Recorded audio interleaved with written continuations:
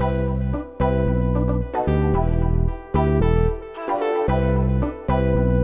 systems nominal. それでは早速全速前進 You wanna know what the weak point of a mech is? The fucking pilot. Get away from her, you bitch!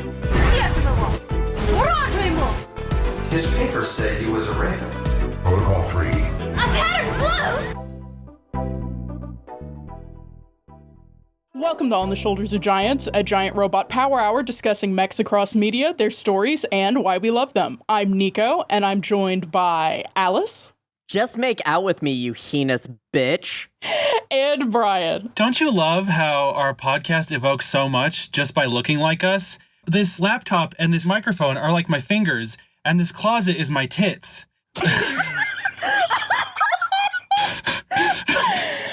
This time around, we're discussing a game that makes me wish I had paid attention in math class because getting babes is a function of X. Heaven Will Be Mine from 2018. Let's launch into it.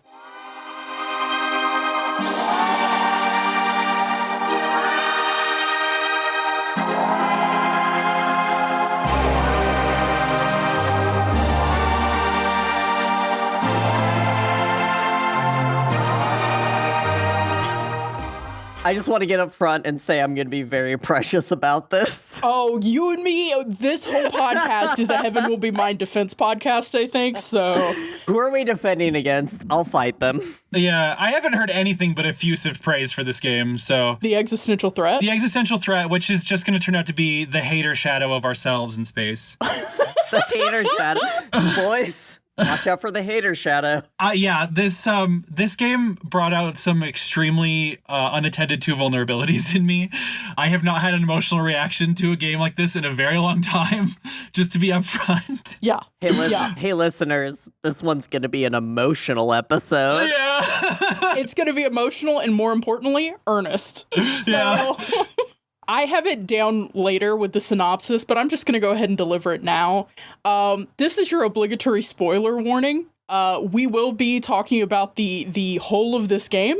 This game is $15 full price and frequently on sale. Buy this game. Worth. If you have the means, buy it. Wish listed if you're broke so you can catch the next sale. I think the last time it was on sale for $2.99. Like, Yeah. But this is probably going to be another OSG full-throated recommendation to play this game before you listen to this app. Though I do think if you're like, I don't play visual novels, I don't know anything about it, give it a listen. I still think the experience of the game is just exceptional, but wanted to get that out of the way here at the top. Yeah. This is better than a visual novel, just to be completely honest. Yeah. Alice, like, I'm upgrading this to something that's better than something with text. This is art, is what I would describe this as. Which girl are the three of us, first of all? This is the most important thing. Are you ready? I already have this listed out. Okay. Alice is obviously LT, right? Nico is Saturn. And you, Brian, are Pluto. Okay. Sorry, that's my assign. I knew you were going to assign me Saturn, but that's just the way I type. I'm not nearly as forward. I really think that you're Saturn. I really think that you're Saturn, Alice. Forward. What? I really think that you're Saturn. Okay, I want your assignments now, go. I literally agree, except I just switch you and Nico, I think. Nico, your thoughts? Not to put myself as, to be honest, my favorite one, but that's just where I'm at with that list, No, I think. I think I agreed with Brian's. I had myself as Lunaterra, but I also had Alice as Lunaterra. In a weird way. And so there was just no one as Saturn. No, I'll take the Saturn. I feel like I have Saturn energies. I get it. And we'll get into what all of this means, but... Yes, we're not just talking about random planets. We're here to talk about triangles, just like the Iron Widow episode. Truly, we've got some themes developing. Okay, Heaven Will Be Mine was a video game produced in 2018 by Worst Girls Games, which is a duo of AVB and Max Schwartz, with a soundtrack by Alec Lambert and UI design by Christopher Simon. This game was also published by Pillow Fight. So with that out of the way, I just want to say everyone fucking crushed it. Yeah. And I played this on Steam Deck and it still ran totally fine. So everyone down to the publisher crushed it. Like Christopher Simon, like as someone who's doing a lot of this lately, like as a UI and UX designer, like knocked it out of the park. This game looks incredible. It's fantastic. So much of the design is amazing. Yeah, I mean, it really is an exceptional work from the writing to the visual art to the UI design to the soundtrack. Like, it all just comes together into something that is just fantastic. But yeah, this is a game and a visual novel, so your mileage may vary based on how quickly you read and how much you play, but I played thoroughly and I ended up at about 5.5 hours, which is also what's listed on how long to beat. So that's kind of how long you're in for with this one. So this game is not part of a franchise, but it is interesting in that it has like a sister game. In the game that Worst Girls Games released 2 years prior called We Know the Devil, which touches on a lot of the same themes, but is more about, it's about girls at a Christian summer camp. So obviously the setting is really different, but a lot of the themes are the same. And I would say that I think the writer also, AVB, has said before that they're more developed in Heaven Will Be Mine. So it is interesting. They're often mentioned kind of in the same breath, but Heaven Will Be Mine is standalone. You can pick up the soundtrack separately and art and stuff, but there are no sequels, no books, no comics to my knowledge. Just this one work. What did y'all know about Heaven Will Be Mine before I slapped this on the schedule? Alice. I don't know if this is you, Nico, who recommended this to me when it first came out, but I ended up picking this up not shortly after it released because it was so highly recommended and played it when it first came out. And I've played it once since then, and then another time for this podcast. So I'd say I'm pretty on top of it, but it was recommended to me with so much emotion of like, hey, you should really experience this. And boy, howdy did I. So this was my third playthrough, and I still feel the same feelings I played through the first time I played this. That's really powerful. What about you, Brian? I had heard about this from a couple different places. I think most memorably to me was Renata Price brought it to Waypoint for one episode. She also did a great Waypoint 101 video about the game. People should go watch that. It's really good. And people should actually just watch Ren on YouTube in general. She makes incredible videos. She's extremely talented. But yeah, so I had just heard that, which is mostly effusive praise, and then just generally, like when I would hear it through osmosis, like it was always somebody talking about how it was really something special. I was really happy when this was like a one of the most last minute schedule changes I think we've done, but I'm really glad it happened, actually. Yeah, I forget what I swapped out for it, but I'm glad that I did, because I was just like, I need something. Oh, wait, I've had this on my Steam Deck for like a hot minute. So. Yeah. Right. It couldn't have been me who recommended it to you initially, Alice, because this was my first time playing it, but I have heard of it forever. Like, it's for me, it's one of those, like, legendary visual novels. Like, for those who know, Butterfly Soup is kind of another one that I think about when I think about the cohort of formative lesbian visual novels. Right? Very specific genre, but if you know, you know. For me, it was VA11 Hall A. That was, like, my awakening lesbian visual novel. Hey, everybody, free recommendation list of lesbian visual novels on this one. I'd heard of this forever, and I think I must have picked it up during a Steam sale, like, forever ago, because I've owned it for a while. Sure. But I just never booted it up. This is one of the things I think about as being, like, a perfect Steam Deck game, because I have this, like, weird mental block about sitting down at my big-ass computer in my hot office and playing, like, a small experience. But the idea, and I think this is kind of what the Switch appealed to, the idea of, like, just, like, laying in bed and real quick playing a game that's maximum, like, 4 or 5 hours sounds so perfect. And when I got the Steam Deck and it allowed me to do that, this is not an ad for the Steam Deck. I just like mine. It weighs 5,000 pounds and it gave me new carpal tunnel. So don't. Skill this issue. is not an ad. Skill issue. Yeah. That's what my very brave spouse says every time I put on my gamer's orthotics, which are my wrist braces. I've been training my wrists since I was a teenager. See, this is why you're Saturn. I knew this. So, what happens in this game? Hey, actually, hold on. I know I said a bunch of shit about how much I love this game. What happens in this game? And I know there's probably not a lot to talk about. So you'll probably keep this short because it's not like a convoluted, intertwining plot. So if you could just give us like 6 paragraphs on this. Yeah, I'll keep it to a real brisk 3 pages. I mean, it's only 9 days of war, Michael. How long could it last? Okay, again, obligatory spoiler warning. I'm not going to outline all of the endings here, but there's a lot of really cool information that you get about the universe, the world, and the characters that I'm going to touch on briefly, that in the course of the gameplay you would just kind of get organically, and I really do recommend that experience. But here we go. In the 1950s, sorry, I just wanted to start really far back. No, in the 1950s, humanity on Earth faced the existential threat, an alien presence, in a conflict called the Cold War. You might have heard of it. After the end of World War II, the world was split into 2. I like to think that this Cold War and Metal Gear Solid, like if you swapped them, that would be so funny. Anyway. Over the decades, this conflict led to the development of a space program that created off-world colonies, research laboratories, and ship selves, large humanoid robots piloted by specially trained children to fight the existential threat. The existential threat was easily defeated, however. It never stood a chance against the Jungian Newtonian metaphysics of humanity, let alone our incredible creations that could obliterate intangible alien bodies with thought alone. This left the global organization created to fight the Cold War, Memorial Foundation, with nothing to do but pack things up and go home. Or at least that's the aim of its last loyal faction, the Native Sphere Existential Safety Branch. Since 1980, that faction has battled with Celestial Mechanics, the former Research Branch, and Cradle's Graces, the former Colonization and Terraforming Branch, about what the future of humanity should look like. Memorial Foundation wants humanity back on Earth, unified as one. Celestial Mechanics wants to see humanity become something totally alien. Cradle's Graces believes humanity's future is in space, and neither going home nor discarding humanity are the way forward. In 1981, over the course of a 9-day war, you can play as 3 pilots from these factions. Veteran Ace Lunaterra of... I just wrote MF.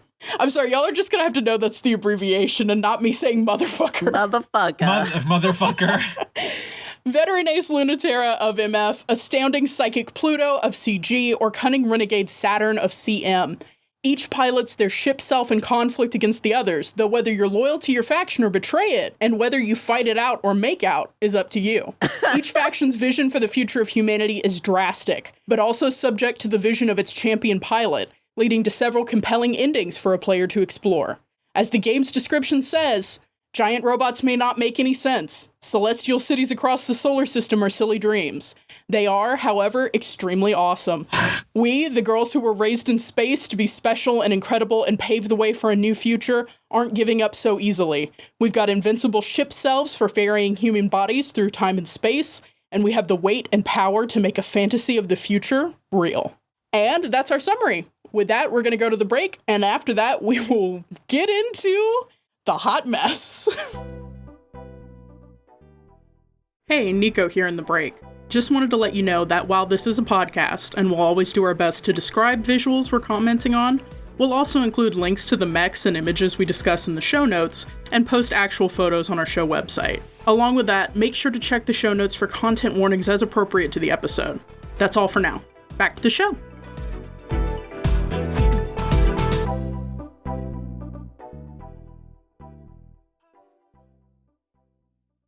Nouns are back, by the way, in case anyone's wondering. Back. There are so many nouns in this game, and I'm in love with all of them. I was going to say, just to start us off, I think, probably talk about the layout of like what you get into when you get into the game. Okay. So when you start a new game, you're given a choice of pilots, and you can pick from 3. You can pick from Saturn, Lunaterra, or Pluto, as I said. Saturn is the one it kind of auto puts you on, and I think that might be where a lot of players start. It's where I started. Canon. Yeah, I think that's kind of like Saturn's also the one that's on the cover. So So Saturn is kind of presented as like your starting place. If you played a visual novel, there's the like, we want you to play this one first so you can get more breath from the other ones. So Saturn is that. I fucked this up. I do think it has an interesting effect, and I'm excited to talk to Brian about it. Yep. Because Brian did something totally different. But regardless of which pilot you pick, you're then brought to a screen that has a menu. And like we said before, exceptional UI design. It's really great. It's clean, but it's got a lot of information. It gives you the impression of being like an information hub for a pilot. And you can check things from the power that each faction has to your log of like most visual novels, like the most recent dialogue you've got. You have IMs that you can check. Depending on which pilot you're playing, you have kind of like a main handler or like sidekick that you talk with. Saturn has Mercury. Pluto has Mars, I believe. And Lunaterra has Europa, her handler. So you can kind of talk to them between missions, which gives you more information about the characters and story. You also have an email inbox, and you will get like emails and archives and like little bits of almost like codex information if you check your emails. So, and each pilot gets different IMs and different emails. Those emails are so cool. Yeah, they really are. They're literally just like little world building presents. They're like, here, you read a chapter of girls making out, have like a cool sci-fi thing. It's really great. So from a visual novel standpoint, it's pretty simple. There are 3 main paths that interact with each other. It's over 9 days. The 9th day is just the conclusion of your efforts. So in a visual novel sense, that's where like everything you've worked towards hits this. But like throughout each day, you interact with both other pilots. It's very specific in that way. I think you both noticed as you're playing through it that like at a certain point, and this is me talking more of a mechanics of visual novels because I play a lot of visual novels. Alice is our visual novel correspondent, okay? Let it be known. But a couple things I want to shout out because these are actually my only complaints about this game are in a visual novel mechanic situation. So in many visual novels, they will let you skip red text. This game does not let you skip text you've already seen. You have to click through every scene to see new things. Even to get to the choice points where you can select things. The save menu is not easy enough to interact with that you can really quickly like, I'm going to save and then see what the other option does. Those are my only complaints is that as a completionist, every time I play this game, I'm like, I have to click through dialogue I've seen in a way that I'm like worried that I might skip something. I never do, but I did that actually. Yeah, when I went back to get an ending, I accidentally clicked through because if you're just, I was like I said, I was on the Steam Deck. I was just hammering A to move through the dialogue, and you can accidentally make a choice if you hammer A. Yep. So I did that at one point. I was hitting enter. I totally get what you mean. That is actually exactly my complaint. Is that I made a couple decisions, had to reload a way earlier save to like actually go back because. And the other thing is about that too, which is just that sometimes the choices were not entirely clear to me who was going to be doing what and what the stakes were. Some of them were like, Lunaterra and Pluto get into a fight in a canyon. And some of them were like, make up and go home. It's like, what does that mean? Anyway. Like, I get the story that there are very specific stories they want to tell here. So, and it's a mild problem. With this story, I think it works, but it literally tells you what each option is going to do for the narrative, which, like, I wish it would trust me as the player to realize which one would do what, like, but also one of them is, like, fight above the clouds, and then the other is, in quotations, fight, quotations over, quotations the clouds, and it's like, oh, that's a sex metaphor, but it's like, so those are my only complaints, and I just want to talk that as a visual novel standpoint. But I also think this game transcends the visual novel genre, and I wouldn't put it in there. But it's also like a functionality-wise, that would be the only improvement I could say. Yeah, I agree. I just want to get that out of the way so I can gush over this for the next 2 hours. I will say, so like when you hit choice points in this game, like Alice mentioned, like it will tell you who the outcome benefits as far as factions, but it isn't necessarily clear about what that means. I do appreciate that though, because something that's interesting about this, there are choices that you make that will get you into fights or get you into like sloppy makeouts. And like neither of those necessarily means that your faction wins or loses. Like there's always a specific component of either of those types of scenes that benefits or betrays a faction. So I do like that they make it extremely clear, like what path are you headed towards if you choose this, you know? Cause I mean, you know, if you're just Saturn and you're a messy bitch and you just choose sloppy makeouts, that doesn't necessarily mean that your faction is screwed, you know? Yeah. But I mean, yeah, that really is like, you know, get it out of the way up front because everything from here is like, this is a really incredible game. Yeah. But yeah, let's talk about roots. So I went through this game. I played Saturn first, and I was loyal on each of my character playthroughs. Me too, yeah. So I played Saturn, and I got the Celestial Mechanics ending. Then I played Lunaterra, because I felt like Saturn and Lunaterra were the most diametrically opposed. So I played Lunaterra, and I got the Memorial Foundation ending. And then the last one I played was Pluto, and I got the Cradle's Graces ending.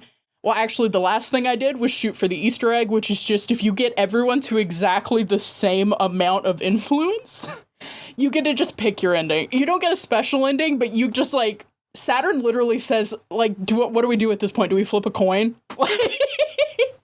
So that's kind of a funny Easter egg in the game, but, like, those are the three main endings. But that was my route. I went Saturn, Lunaterra, Pluto. Alice, what did you do? And did you do anything different this time versus the other times you played? I went Saturn. My original playthrough was Saturn because that was I'm very much I want to try the original burger with the original toppings, and then I will decide what I want to change on it. But I tried that one. Then I did Pluto because I felt like that. Well, in the menu, if you start on Saturn and you hit the down arrow, you go to Pluto. Mm-hmm. So in my mind, UI intuitiveness, that's the next one. And then Lunaterra third.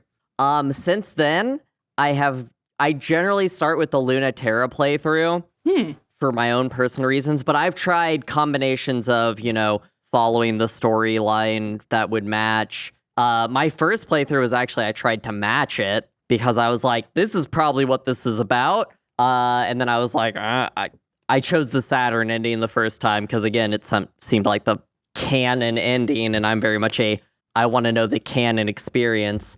But since then, I usually play the Lunaterra first because I'm going to level with you. I know how to get all of the makeout scenes in this game, and I usually, my third playthrough, my last one that I did for the pod, that's all I did was the makeout scenes, and then it was great. What about you, Brian? So when I loaded in, I can't remember like what I was doing, but when I first loaded into when you pick a pilot part, I wasn't super paying attention. And so I hit down a couple times, and then I looked up and I got really confused because I thought there were more pilots than there were. And I was like, I thought there were 3. Why are there so many? And then I was like, okay, well, I'll just pick the one that looks coolest. And then that was Pluto to me. So I actually played Pluto first. Pluto psychically reached out to you to do some harm and also some healing. It was interesting really because broke the fourth wall to talk to you, if we're being honest. Pluto was my first route. Pluto was also the one I have the most notes on because it cut me deeply in a good way. And then I played Lunaterra, and then full admission, I did just watch the Saturn playthrough on YouTube. I wasn't actually originally going to do it at all, but I don't know why. Maybe I just didn't have the time. So yeah, that was my order of it. I liked Pluto's playthrough the most, but I actually think that the Memorial Foundation ending was the coolest to me, just because it had a really cool fucking mech in it. It was pretty cool, yeah. Yeah. For this game, I mean, the logical way to talk about it is through roots, because I laid out kind of a chronological timeline of events in the summary, but the game really is not presented to you that way. You get all sorts of different pieces of the history through emails and IMs and different things that come up, including just historical documents that show up on screen as a white text on a black background, which I thought was pretty cool from the different factions. So all of that comes to you over time.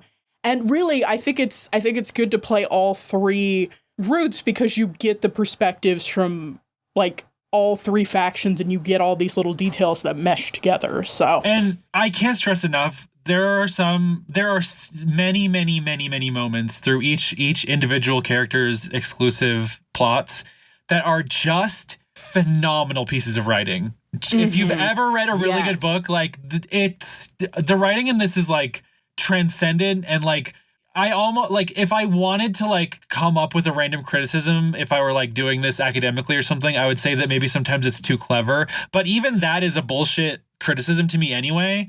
But but like, oh my god, it's just gay quips after the other sometimes in the best possible way. Yeah, because I will say one thing that may get lost is that the tone of this whole thing is very emotionally honest. Mm-hmm. And like, if you're not ready to meet it there, you might find it corny. And if you come in expecting like just gay internet humor, you're going to find it really earnest, but also just like, there's a reason Brian had a deeply emotional moment. I had a lot of moments where I was deeply affected by the writing.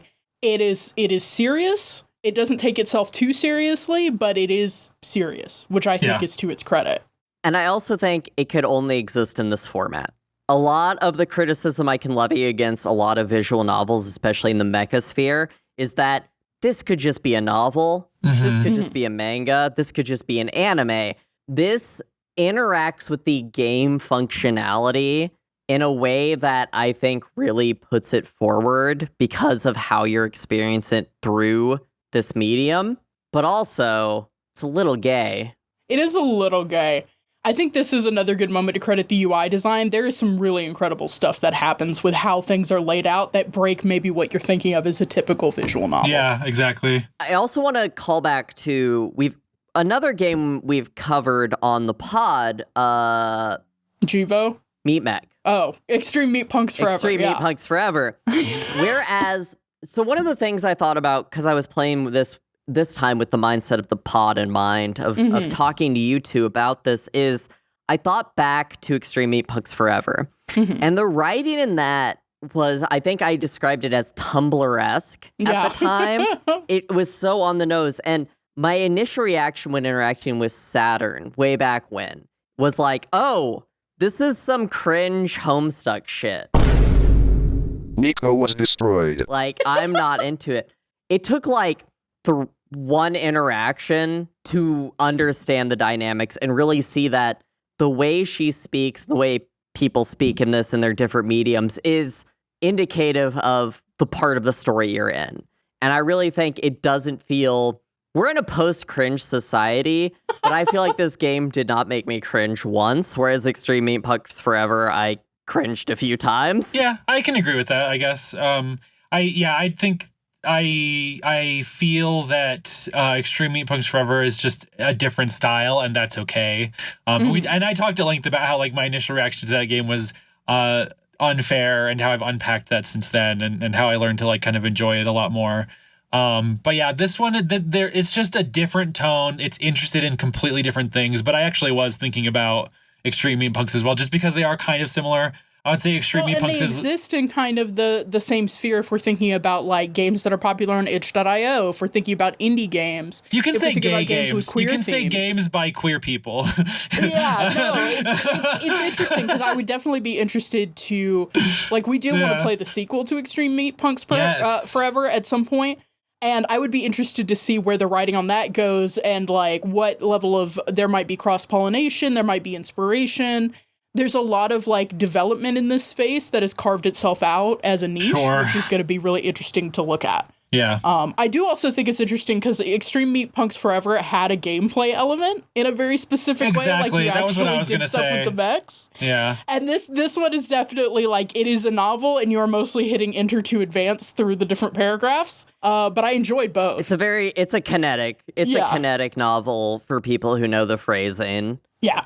But let's get into it. I ordered I figured we could cover things by pilot, and I did order them in the order I played through.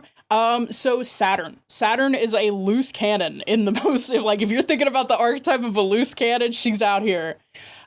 She's flippant, she's a joker, and more importantly, she's a shit poster.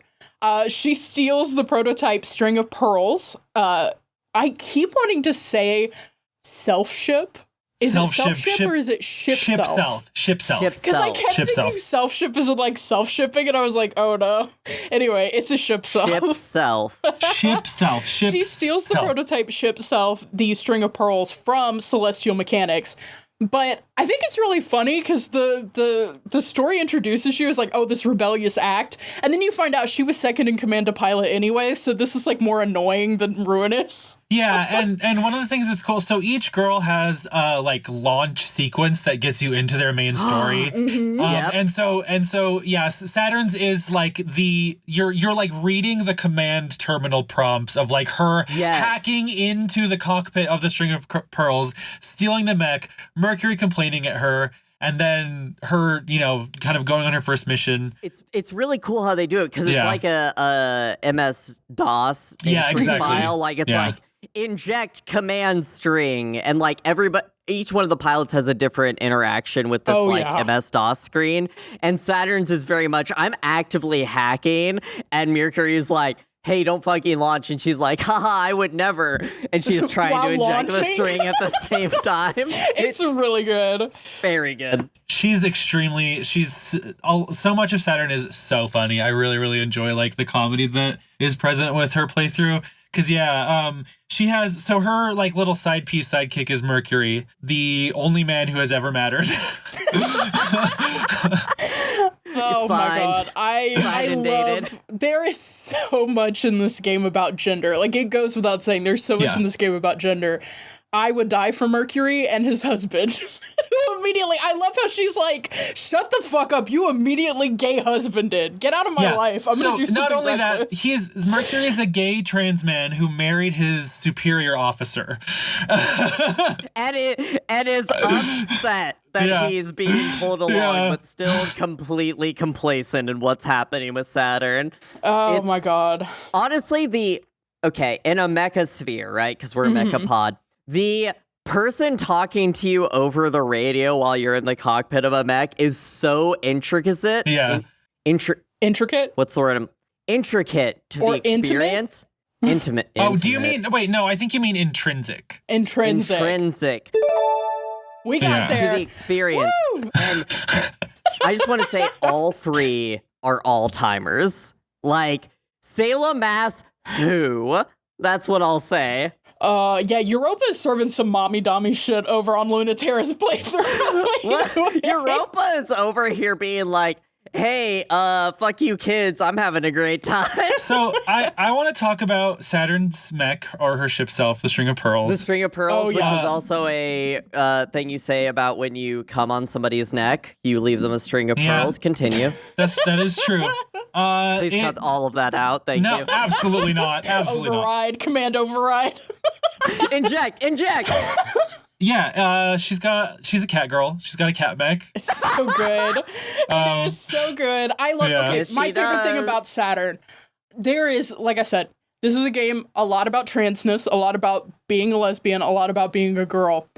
I love that it almost feels like there's 3 different generations of what it is like to be a trans girl. Saturn is firmly in the cat ears, online, tweeting some memes, like 100%. embarrassing all of the other trans femmes who are like, why are you like this? 100%. And one of the best things about the mech itself too is that so the mechs in this at several points will interact with the way the story is being told on a fundamental level. Yes. Which is like I don't understand how you conceive of this. Like, this is literal genius level shit to me.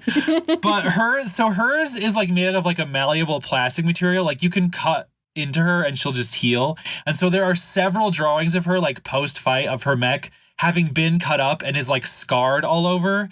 It looks incredible. It's such a neat idea. So String of Pearls is called the Interloper prototype. So it's a relatively small machine and it's infinitely malleable, like Brian said. It's really agile. One of its things is that it's really good at cheating distances, which I felt like was a really cool nod to Saturn being a hacker. She's literally like hacking space and time to get to different places. And it uses an experimental electrotoxin to damage other ship selves and machines. It is fleshy, it's pinkish white and kind of pearlescent.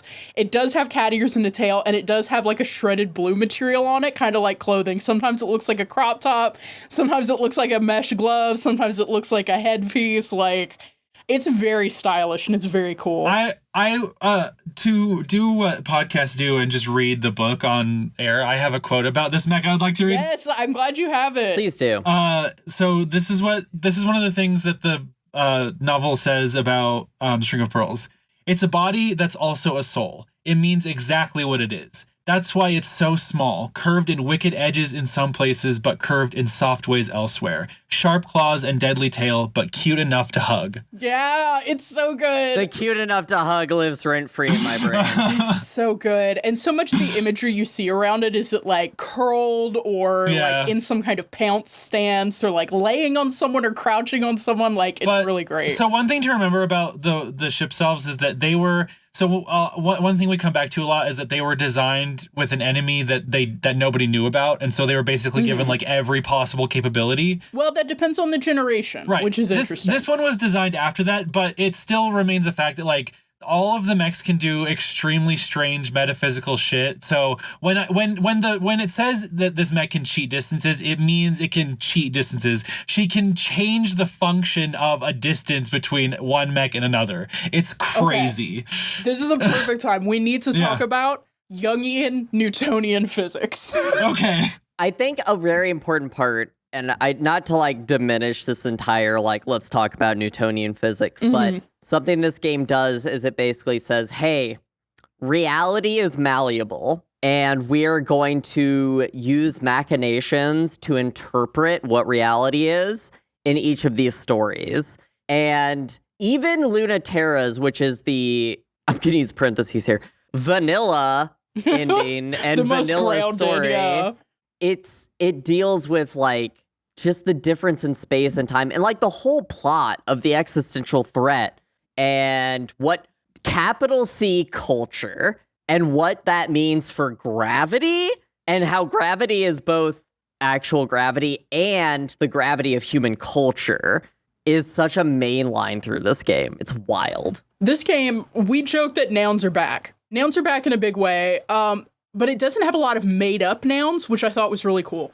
A lot of what it does is it recontextualizes nouns you already know. Title, culture, gravity, mass.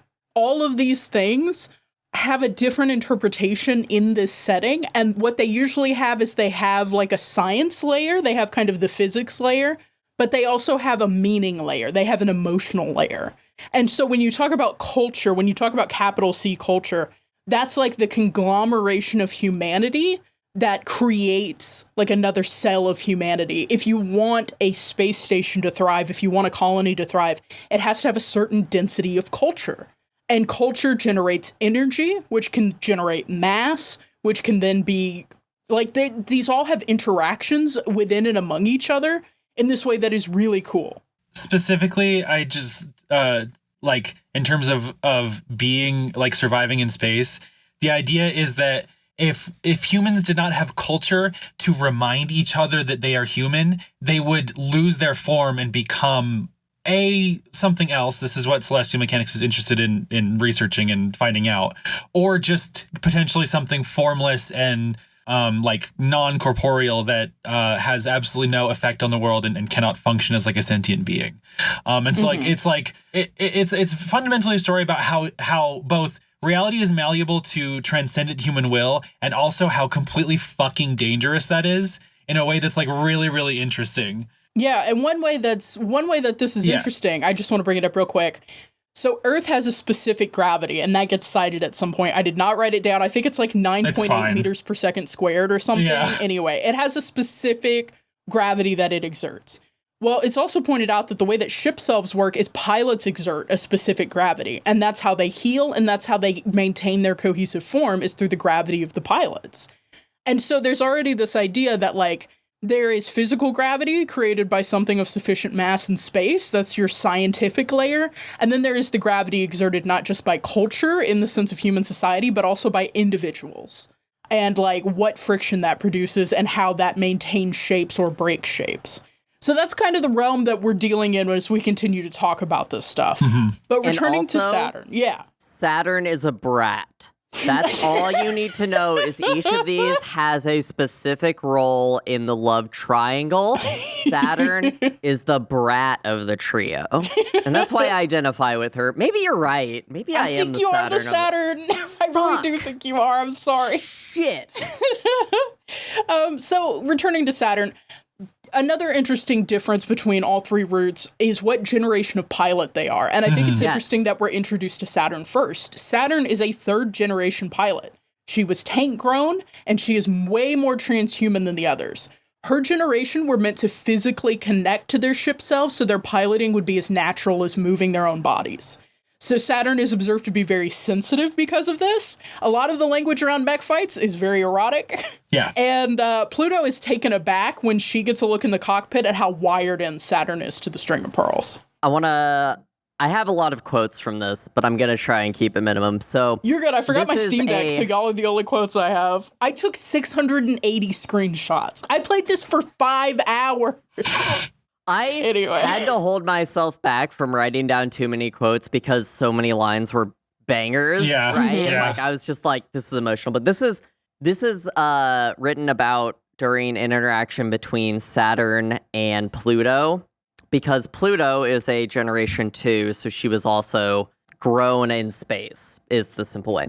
But this is a narrative function during their interaction. Lab-grown girls know. That cultured girls know. Carefully indoctrinated, carefully raised, special gifted girls. They all know. Heroes want to hold us, but we don't need them at all. It's really good. It is an identity for her to be a lab-grown third-gen pilot. Right. Yeah. And all I can think about is like Plea and the Plea series from Gundam. Oh, and just like, that's a good pull. I thought about Iron-Blooded Orphans? No, not a Gundam. We covered it. Iron Widow? No, the other one. Hard Reboot. Oh my god. Yeah, no, that's a really good pull because of the different generation. Yep. And the way that she's hardwired in, and that's more natural for her to be plugged in. The three different Anyway, I think it's very interesting, her aesthetic being a lab-grown pilot who is so dependent on her ship self, which is why she drives into the, like, we can be more than human, because she's always a part of her ship. She's definitely continue. transhuman in that way. And one thing I wanted to bring up, I'm very interested to hear what y'all have to say about this one, because I saw hints of Gundam, enough for me to recognize it, like the Char Aznable achievement that you can get, that I did get. But also, like, I don't know most of Gundam, and I know there are definitely parts of this that are speaking or in conversation with Gundam in a way. But the other thing I wanted to bring up that I think is really interesting, I think this kind of speaks to almost 3 perspectives on how to pilot a mech, and that's very intrinsic to the generations. But like, I think very popular right now in the wake of Armored Core 6 is like hardwired in, your body has been modified to drive your mech.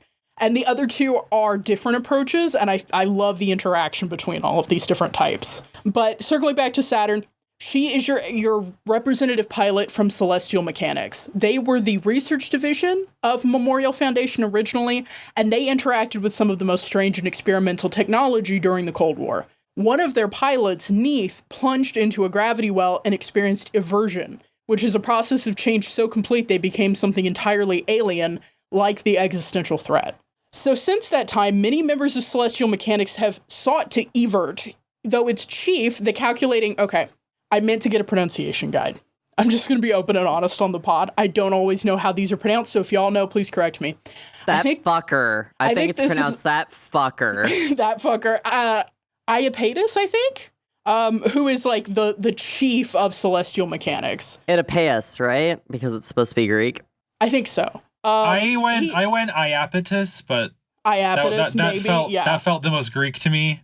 Yeah, let's just go with Brian's most Greek pronunciations. I like this. But yeah, Iapetus supports this only because he feels humanity will never be truly unified unless it has something to fight against, and everted people would become a new existential threat.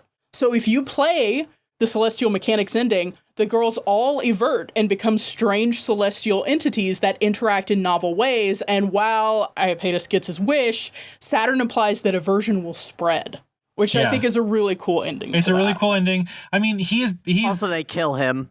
He doesn't even get a face. Fuck that guy for real. Yeah. Before they transcend, they kill him. Fuck that guy in particular. Iapetus is like a really interesting character because he's definitely the most like, I don't think the game is pretty good about not necessarily super taking one faction's side.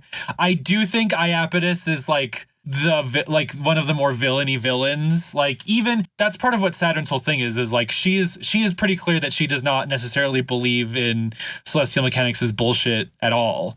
And she is her relationship with Iapetus is like always contentious. She has great fucking lines with him at the end. Like the Cradle's Graces ending, the way she talks to him is so good. It's so good. It's really good. Yeah. I think something very important about him as the villain is he's the only character with a pixelated face. Yeah. Like, he is very much there the are other faceless characters, which is interesting, but they tend to be like Lunaterra's auxiliary pilots in that one conflict. I have notes faces. about this, yeah. Yeah, but they aren't characters in the way that he is. For him to be a character and also to have his face pixelated is a really interesting move. And his mech pixelated. Love it. Fuck his whole life for real. Fuck his whole life for real. I kind of wanted to like know what his mech deal was. I don't think we ever really got details on it, but it's a blue and yellow blur. We don't need to worry about it. I wanted to talk about some things about Saturn. Yeah, go for Can it. I get into him? Okay. So first off, throughout this entire episode, I'm going to read their short bios. So in any comm interactions, each of them has their profile picture with a Yes. short sentence of basically their AOL status message. So I will now read the two for our two in this first part. So Saturn's is insufferable horror creature. Forward all complaints to Mercury. And Mercury's is a boy in space on purpose, consummate bridge bunny, not responsible for Saturn. Iconic. I love all of these people. The besties of all time. yeah. And then last, I want to talk about, so there's a specific conversation that Saturn has with Mercury that I really think shows her idea of what she thinks mechs are. Because the mechs in this, everybody all our main characters and even all of our like auxiliary characters interact with the ship selves in a different way. And these are the lines of, this is Saturn bullying Mercury, which Mercury does not deserve this, but just by being plastic into the silhouette of a human, these beam weapons are my fingertips, this chassis is my tits, but they're also beam weapons and impenetrable chassis. I love it. I really do love it. I just love that she's like, this is an extension of me, but also it's a fucking mech. Yeah. And I think people from Celestial Mechanics are better suited maybe than other factions to embrace that, right? I think something that's so interesting about Celestial Mechanics is that, like, what happened with Neath, when Neath jumped into the gravity well and inverted, that was a breaking point for, like, all of the factions. Like, for Memorial Foundation, they were like, okay, shit is getting too wild out there. Everybody back to Earth. Now. Like, okay, everybody go to your room kind of energy. But, like, for a lot of people in Celestial Mechanics, that was inspirational. And there's even a point, if you're doing Saturn's route and you're talking to Pluto, that Pluto is like, listen, we all saw when Neath jumped in. And I think we all thought about it. Like, if Neath hadn't been the one to jump in first, Pluto says that she would have. And so, like, there is this desire, if you're on the cusp of something, to do this total transformation, you know? And, like, Memorial Foundation may think of it as, like, the call of the void. But for Celestial Mechanics, it is, like, a call to a higher state of being, which I think their transhuman thing totally is in line with. So, like, I think that one of the things Saturn's playthrough made really clear to me, because I played it second probably, is just that, or sorry, third, is just that I think that we all know, the strongest shape is a triangle. Yes. And so what I'm holding a triangle up. I just need everybody to know.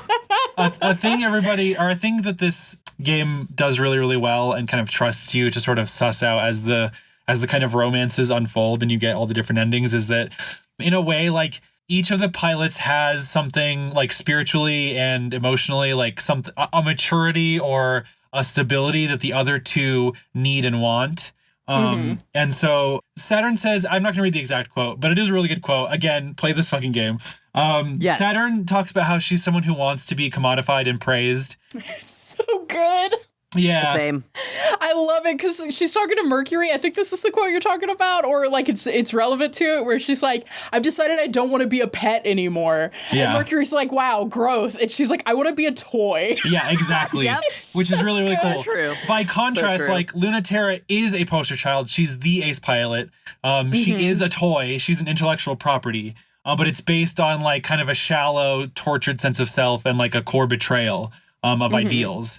And then Pluto is someone who is like actually literally God, kind of. Yeah. But is also, you know, deeply insecure and has certain kind of anxieties and vulnerabilities specifically about that. So I just think it's really interesting that even on just like a characterological level, like the economy of the writing is so solid that you like, it takes like 2 missions and you instantly know their whole deal. And then the game proceeds to play with that over and over and over again.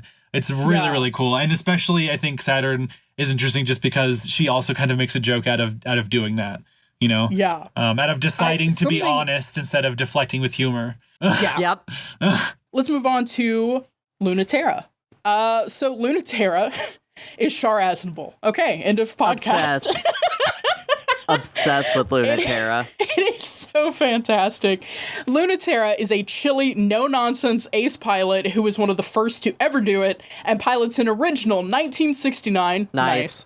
moon-built ship self called, I believe this is the Mare Crisium? Crisium. Yeah. Mare Crisium, yeah. Mare Crisium.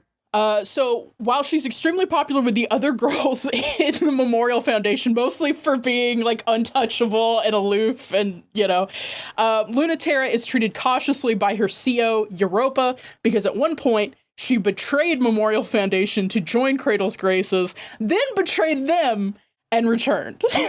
Yes, Sorry. Brian. Sorry, Lunaterra's never betrayed anyone in her entire life, okay? The first dialogue from Lunaterra in a comms is Europa asking, so have you really betrayed us, haven't you? And Lunaterra answering, I've never betrayed anyone in my entire life. And hey, if you play as Lunaterra and get an ending that is not for Memorial Foundation, you get an achievement called I have never betrayed anyone in my entire life. So something I want to talk about with Lunaterra is that she has a scar on her face. Yeah. And also her mech has a scar on and tits. She has a cooler version of the boss's scar, which is interesting because her boss is a cooler version of the boss. Yeah. Europa is like what the boss should have been. Like the boss was already cool. I don't but, like, have to die. Yeah. I can still just watch over you without dying. Yeah, it's weird how that works. But her mech, the Mare Crisium, looks really cool. It's like it's almost It's a- Art Deco, like Specifically, they call it a test type model. And Yeah. it has the like really cool Art Deco vibes to it that you called out. I love it. I love in the emails they talk about how it was kind of like designed by committee almost. It was supposed to be neutral but appealing to all humanity. hey, it's not neutral, but it definitely appeals to all humanity. This is when I said earlier about equipping them with everything. This is what I meant. Like this they gave like every capability they could possibly think of, and so there are things that this mech can do that not even the Pluto's mech can do in terms of just like being able to disappear, being able to strategize, being able to calculate distance and trajectory. And so much of that is on Lunaterra's shoulders, which I think is interesting. But yeah, this thing was made to fight an existential threat of an intangible being. It has a knife. It has a sniper rifle. It has a lance. This is Gunbuster. This is Gunbuster. Yeah, She just has Gunbuster. Carbacula is Gunbuster. It's not. This is Gunbuster. This is Gunbuster. I want to. I think this is a good time to touch on it since we're talking about it.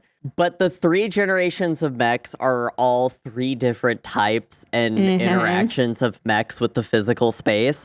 So Lunaterra's mech is very much a kinetic weapon, and they call it kinetic weapons a few times.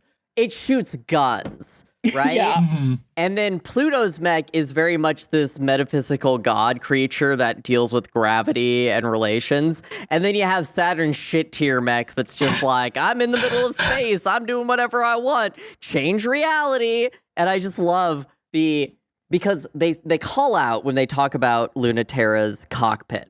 that it's all still controls that Lunaterra has to actually interact with. And like the hard part of piloting for first gen is forgetting you're in a cockpit and becoming one with the ship selves.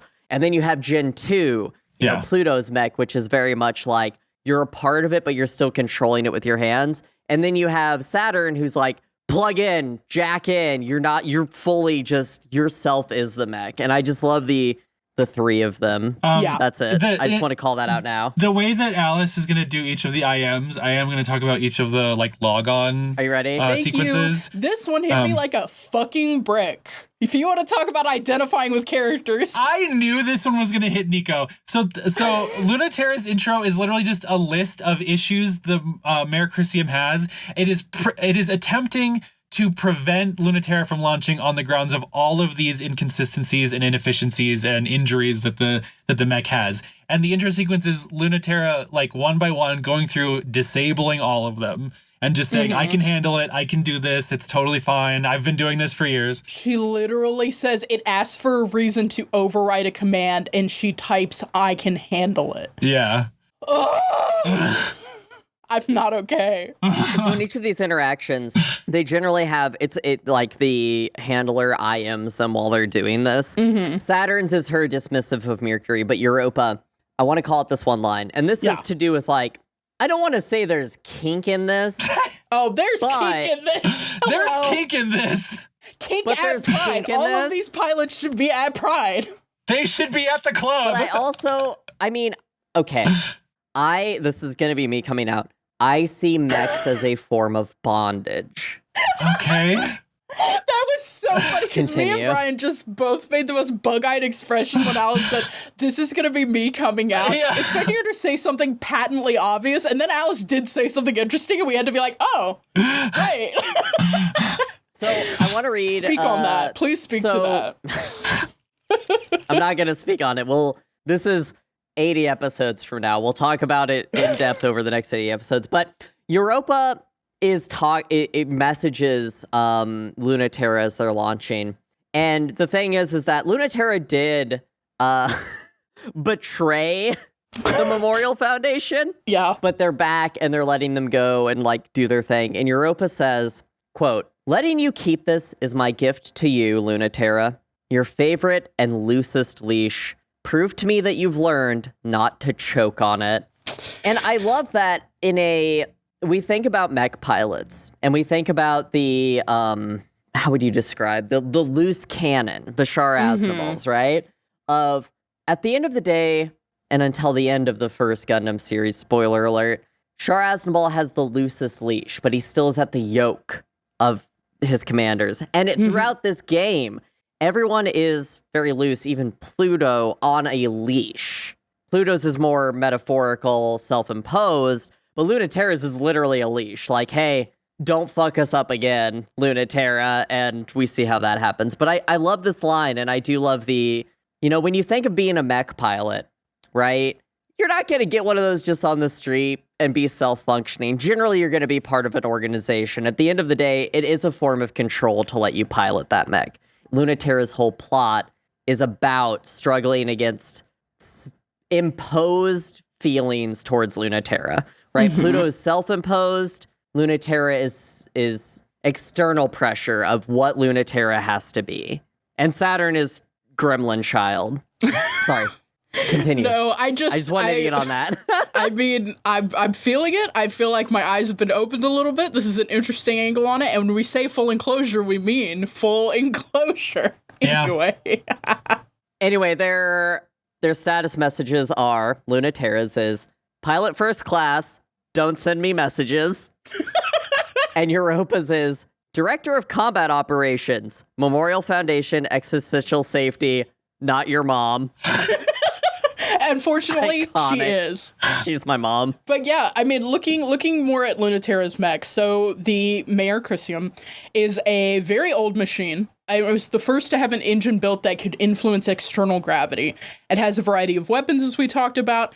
I think something that's really interesting, it was initially designed in form and function, like I said, to be like, bland or palatable in some way. There's a throwaway line where Lunaterra or someone around her mentions that the force of the pilot's gravity being exerted on this kind of almost mass production machine has changed it and has reformed it over time. I think that is incredibly cool. And it makes you, every time you see it on screen, you kind of want to see the original. I don't know if it's just me. I kind of want to see the original for comparison. I want to be like, other than the obvious wound, like what changes has she exerted on it? Like, it's incredibly cool. This is me wanting to know both of your opinions, because this has always been hard for me to read in all of my playthroughs. What is the significance of the wound on this mech to both Lunaterra and the story? Okay, so I think there's a couple elements of it. And just to be clear, so this mech does have an ever-bleeding wound, which is incredibly cool. It cannot be fully healed. It is always trailing this, like, redness. There's always this blood following after it. So I look at this in two different ways. On the one hand, this is evidence that Lunaterra is the only one of these pilots who has ever faced something that is potentially lethal. This comes up later towards the end when Lunaterra is the one that has to give them both combat advice on dealing with drones, which are the first thing that we encounter in this game that were designed specifically to literally kill people, not just like have emotionally charged fights. And I think it's interesting. I think it's worth pointing out, you cannot die in a fight between ship selves. This is a key point of this. There's a moment where Saturn completely obliterates some of Lunaterra's like hangers-ons, like her faceless guys. And there's literally a line later that's like, they went crying back to base. They didn't die. They went back to base. But Lunaterra has faced potentially lethal combat. And she like has this scar on her ship and on herself to prove it. There's also a really good line. I wish I had my damn screenshot. But it literally says something to the effect of one way or another, all girls eventually bleed, which I thought was so interesting. Like I said, this game has a lot to say about gender and specifically about transness. There are explicitly trans people. I believe Lunaterra is implied to be trans, and Pluto is explicitly trans. But I love this line because I feel like there's a lot of discourse, especially now because we're dealing with fucking turf brain rot and shit. There's like, what does it mean to be a woman? What does it mean to be? And so many people point to menstruation and like the presence of a uterus in menstruation, ignoring the fact that there are people who are cis female who don't have uteruses or who don't experience menstruation, whatever. But I've always loved the idea that it's like there is an element of blood to femininity. And I love the trans positive and trans inclusive expression of that sentiment that is, you'll bleed somehow. And it sucks, but it's kind of part of it. I've always felt like that was really evocative. And it's really cool to see it evoked here with this character in this way that's like inescapable. I also think just metaphorically, like Lunaterra is someone who is always imposing limitations on herself because she does not feel that she is redeemable. She's hurt people. She has regrets. She has things that are completely unresolved that even in each of the endings, I think one of the things that hangs over them that's interesting, and it isn't just like a sugary, happy-go-lucky, like everything is fine forever ending, is just that that never really gets resolved. You know, she's never put in a position where she clarifies like her motivations to the other two in a way that like actually wraps that around, which I think is good because again, this wound does not close. That's part of the story. And so I just think that that's like a really cool, again, the example of the mech literally interfacing like on a narrative standpoint with the text. Like, what are you talking about? It's incredibly cool. But yeah, looking at how she pilots, like we touched on, Lunaterra is a first-gen pilot. So she came to space as a teenager, literally and frequently expressed as an unwanted child of Earth. She was functionally raised by her CO, Europa, and all of her interface with her ship self is manual. Lunaterra makes piloting it look effortless, but that's only due to experience. She still does a shit ton of mental math and handles endless buttons and switches to make it move. Yeah. I really love, there's a moment where she's fighting Saturn and it describes them both fucking up. Or it may have been her fighting Pluto, I don't remember. But it specifically says she forgets to carry a 1, and the other pilot does something like emotional. But it's expressing how they both fuck up in piloting, and I love that hers is like literally, she's constantly doing math. Yeah. It's a struggle. That does happen. I do want to just to not lampshade, foreshadow this. The quote that you pulled is actually an exchange between Saturn and Pluto. It's Pluto that forgets to carry a 1. And was it? Yeah, and this is because this is the sequence that like literally made me start sobbing uncontrollably, completely unprompted. Oh no! But yeah. So there's actually just a lot of that because of the way that these fights work. Like someone's gonna fuck up. Like there is a moment actually too between Lunaterra and Pluto where Lunaterra like actually can't fire a final shot, which is interesting too. Like there's a bunch of gay hesitation. Yeah. Gay panic, gay hesitation. But looking at Lunaterra's faction as well. So the Memorial Foundation, specifically the NSES branch, the one that was dealing with existential threats. They were focused on those threats to humanity from outside the native sphere, which I think is it's another one of those terms that gets brought up. It's native sphere, both capitalized. And that is Earth and the moon, but the moon is kind of on thin ice. The moon is like half terraformed in this interesting way. The faction perceives the other factions as threats to the unity of humanity, and it wants to force everyone who is out in space back to Earth to be part of one culture. If you play the Memorial Foundation ending, Lunaterra, this was part of this game that was so cool to me. You are playing pilots, you can be loyal to your faction. Your pilot's individual experiences are going to change the outcome. You never perfectly execute exactly what your faction wants you to do. I really love that. But yeah, Lunaterra insists on some aspect of life in space being brought home alongside everyone, and events unfold as such that the force of gravity is subtly modified and the moon is unified with Earth by it, making it a more viable place to live. This is like Lunaterra's will. Is that she literally unites Luna and Terra. Like, she literally forces, if you're going to call it the native sphere, this part of space has to be part of it, and it is based on changing the literal force, like a decimal place in the force of gravity. Here's my quote for Lunaterra, because I have a quote for all of these, and this is an interaction between Pluto and Lunaterra that I love, which is, Pluto, whenever she interacts with Lunaterra, is very much I'm trying to get you to actually speak to me and not just delay it. And so Pluto is going in on him and is just like, hey, come on, say something. It's making me sad. And Lunaterra says, I'm here to play the part of the boring adult, the grown-up villain. And I love that line, because Lunaterra's struggle is that they feel like they can't participate in this revolution of culture throughout the story that these two are going through. And it's their journey being like, oh, I might be Gen 1, but I still want to have the liberation that they're having in my own way. I love it. Yeah. That's it. It's my Lunaterra line. I guess I also have a quote, which is just that at one point, Lunaterra says that Pluto is the only real human being, which, again, is just a phenomenal piece of writing, I think. But also, I want to talk about Universal Century Gundam for a second. Yes, please. Please tell us about Universal Century Gundam. You alluded to there potentially being a through line.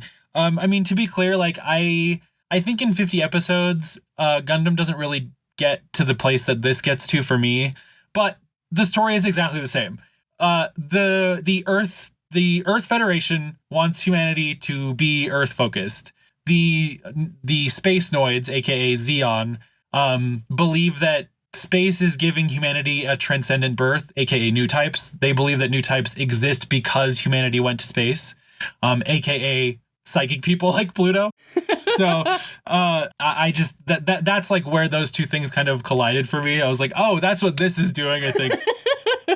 Yeah. My last thought, and this is more of me bearing my heart on the pod. So Pluto's my favorite character in this by miles, but LT is the one that made me cry. And this is a gender, this is a transition, this is a trans thing to me, because I see a lot of myself in LT. But this is you coming out. No, I'm not trans. What are you? Oh. This is me coming out. Trans denier? coming out on the pod as trans. But LT's whole story about being wanted and being this greater than thou, but really all they wanted to do was go to space to get away from themselves and change themselves. And I love their story. And my favorite thing is, okay, cut me 5 minutes right now, boys, because we're going to talk about Roman Greek gods. So throughout this series, and something that I think is my favorite part of this is, again, the nouns. Everything in here uses nouns. And something that you'll notice if you play this game is that besides Earth, the other planets are called by their Greek names, not their Roman names. Right. And LT brings this up as the Roman names are their understanding of the planets. So the understanding of what Mars is. But the Greek is the physical. So LT participated in the regression campaign that turned Mars back to Aries because we had tried to colonize Mars. And it's the same with Luna, right? Luna was never the moon. It was always Luna because that was the physical body. And part of the transition of this game is Lunaterra and Luna becoming the moon. And I kind of like it in every ending. This has an interpretation, but specifically in Lunaterra's ending. And the gender. What is gender? The transition of the native sphere and what Lunaterra is and what Luna means to Earth in this is very beautiful. But the line I love is, Earth now has a sister, and that sister is you. I know! I'm not okay. I'm not okay. It's so good. I really love this because as a trans and a trans femme and somebody into queer culture and everything, this is very much like, I borrowed a book from my niece. My niece is in first grade, and it's about how Pluto is no longer a planet. And that comes up in this game. Yeah. And the celestial bodies that exist in this series and how they interact with them. When they talk about planets and even moons, they use names that seem alien to us. They're an existential threat. These alien planets outside of our native sphere that if we are to have them part of us in Earth, we have to terraform them. We have to transform them. And Saturn, dismisses that and says we can be something else. Pluto says we can be something else, but they can exist and they can choose to come with us. And then Lunaterra is not an acceptance of the norm in the way, like a lot of what they talk about is like, hey, they have to take us back on Earth and they have to deal with what we are. It's forcing they can't the just norm. dismiss us. Yeah, forcing the norm to have to incorporate elements of the outsider. And I mean, we can just say this. The existential threat is being queer, in my opinion. I read this as the other, right? The long story of the other. Actually, it's being communist. I'm just kidding. I agree with your reading. Thank you for that. But LT is this war hero, this greater than everything. Gen 1 fought the existential threat and still trans themselves because the woke ideology of the existential threat trans them. But hey, you know what happened when we defeated the existential threat? The woke left. The woke left.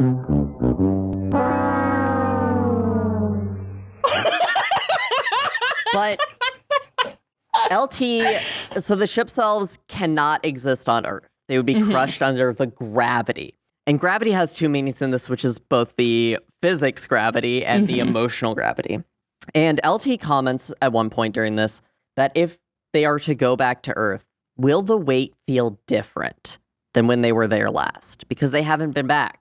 And I love this idea of, especially as a trans woman, going through a journey of, self-discovery and fighting these fights, this existential threat that I'm dealing with. And I think all of us can kind of think of an existential threat in our own lives, our own shadows that are chasing after us, and go from that to being like, I still want to incorporate in Earth. I still want Lunaterra to exist. I want this connection between the two. And I think it's really cool to have that be their name and to have that be their story of like, they're intrinsically tied because the moon can never escape Earth's gravity, right? But Saturn can, but Pluto can, but Luna doesn't have to be tied to Terra. Pluto calls her Luna T because we can drop the Terra because you are Luna now. And I think shedding your former self, but not forgetting it is a very trans experience. And lastly, most fuckable out of the three.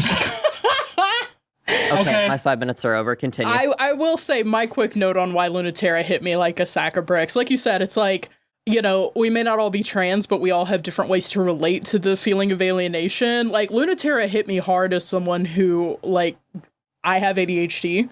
And recently and throughout my life, it has caused me a shitload of problems functioning in society.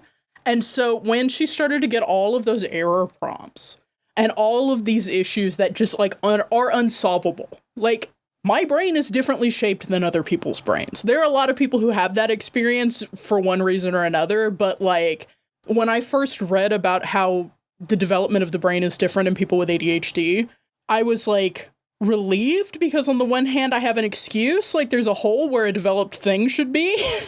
But on the other hand, I was horrified because you can't fix that. Like, that is nothing that no amount of self-help, no amount of medication will permanently fix. And so talking about her wound that can never completely heal that she has to compensate for, talking about literally the way that she interacts with her ship self and the world outside of it is always mediated and she is always translating. Like, she hit me like a sack of bricks. And so, like, whether it's Lunaterra or whether it's another character, there is so much relatable in the struggles and the things that they are dealing with, just interfacing with the world and existing and deciding whether or not to or how to continue existing.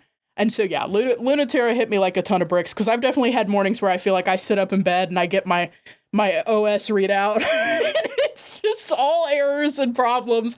And I'm just having to clearing them. I have to go to work. Force command, I have to go to work. Force command, I have to get up. Force command, I have to go be a person today. I can handle it. Like, I felt that so much.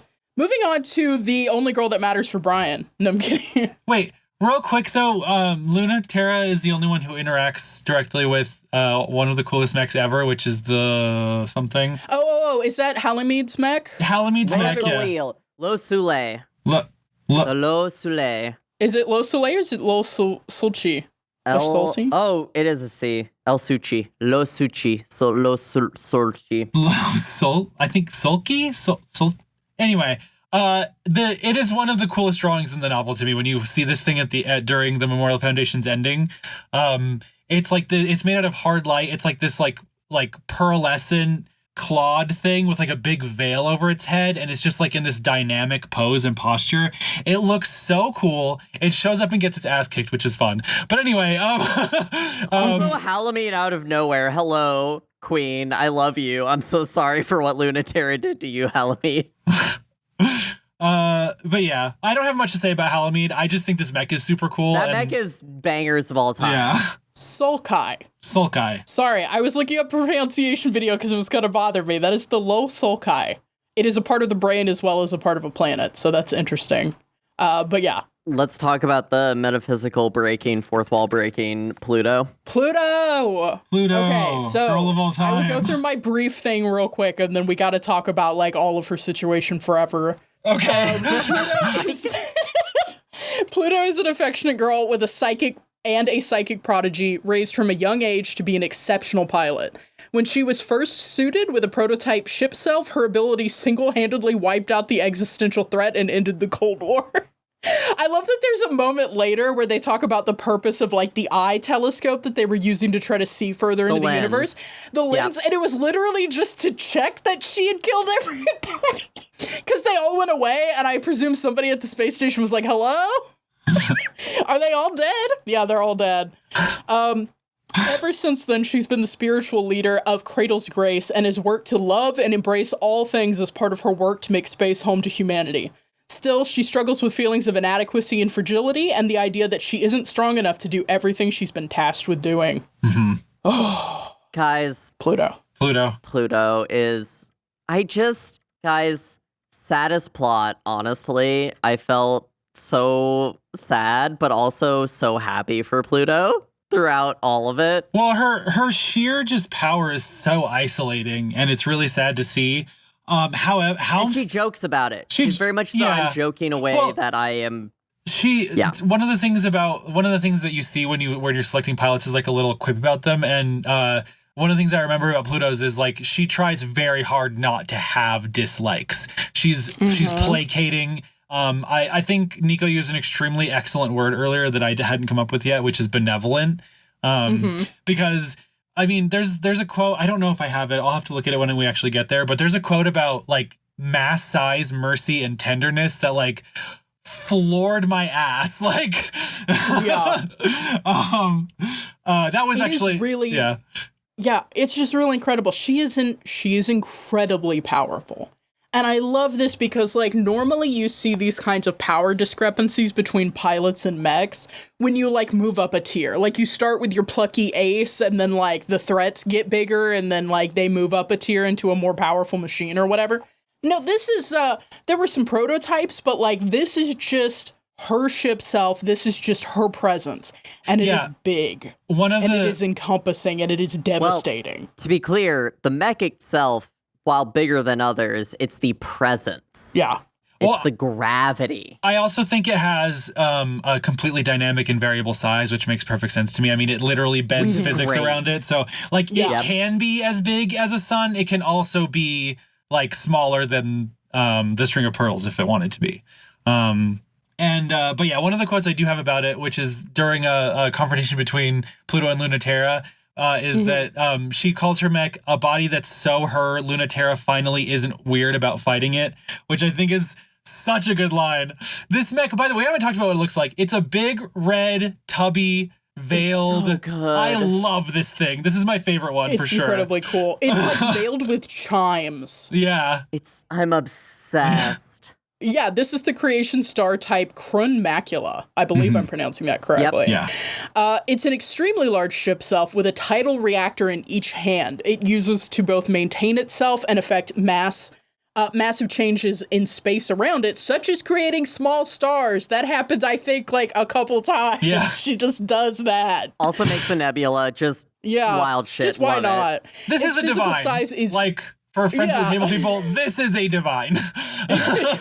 Its physical size is dwarfed by the size it feels, as Pluto's psychic powers coupled with the ship self make it incomprehensibly powerful. One of the things I love, Brian, you've brought up over and over, like the initial boot interface. Yeah. Pluto interfaces with it directly through thought, and her thoughts show up in the console. And specifically, her mentor and supervisor, Dr. Nick, says that's not supposed to happen, and Pluto lies.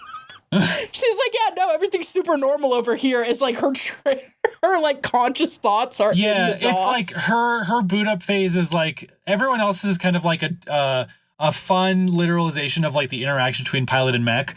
Hers is like a cool like stabilization psychic mantra about like skin to skin communication and like the goals of humanity and like all the pressures that are being exerted on Pluto.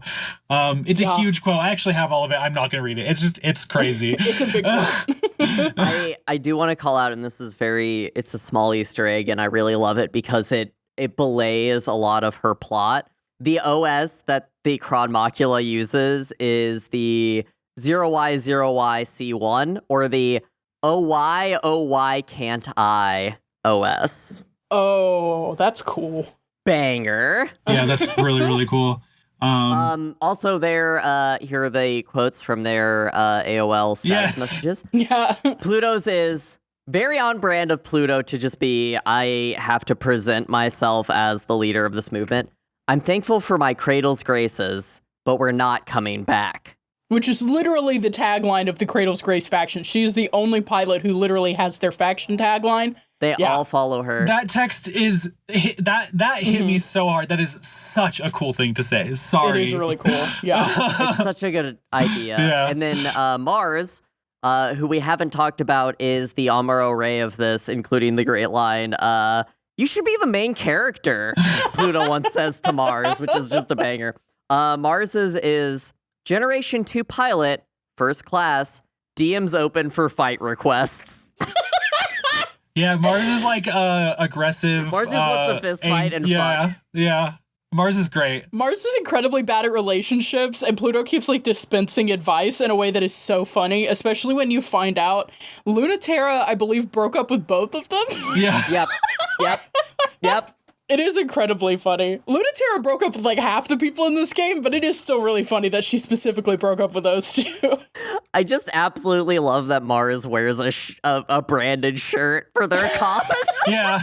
Just wears a Cradle Graces Cradle's t-shirt. Graces. Pluto also wears like a sash that has like the start of Cradle's Graces on it. They're because Pluto we can get into it. They're the princess of Mars and the leader of the Cradle Graces movements. And so they have like the very esoteric, I am the princess sash. And I absolutely am obsessed with it. Yeah, it's cool. Yeah. It's really good. Pluto is a second-generation pilot like Mars. So Pluto was raised in space, unlike the first-gens Lunaterra, who came from Earth as teenagers, but relied more on the development of psychic abilities to be a pilot, unlike third generations like Saturn, who have physical modifications. So Saturn at one point implies Pluto is also a tank baby, or literally says it. Alice gave the quote. Unlike Lunaterra, who was born on Earth, being psychic doesn't mean that Pluto can actually read minds. It seems to be more that she has a better intuitive understanding of the things around her and the way that tidal forces interact. I don't know that we've talked about tidal forces yet. Tidal is another noun or another word that gets a different meaning. Tidal forces seem to be like the power or the force and the effect radius of other people's thoughts and conceptions, which is a really cool way. And so, like, what ultimately killed the existential threat was tidal forces. And adults had too strong of tidal forces to even interact with the existential threat. The reason that they moved to children as pilots during the pilot program to fight during the Cold War was because their tidal forces were not as developed and they could interact with the existential threat at all. And eventually obliterate it, as Pluto did. I have 5 more things on Pluto.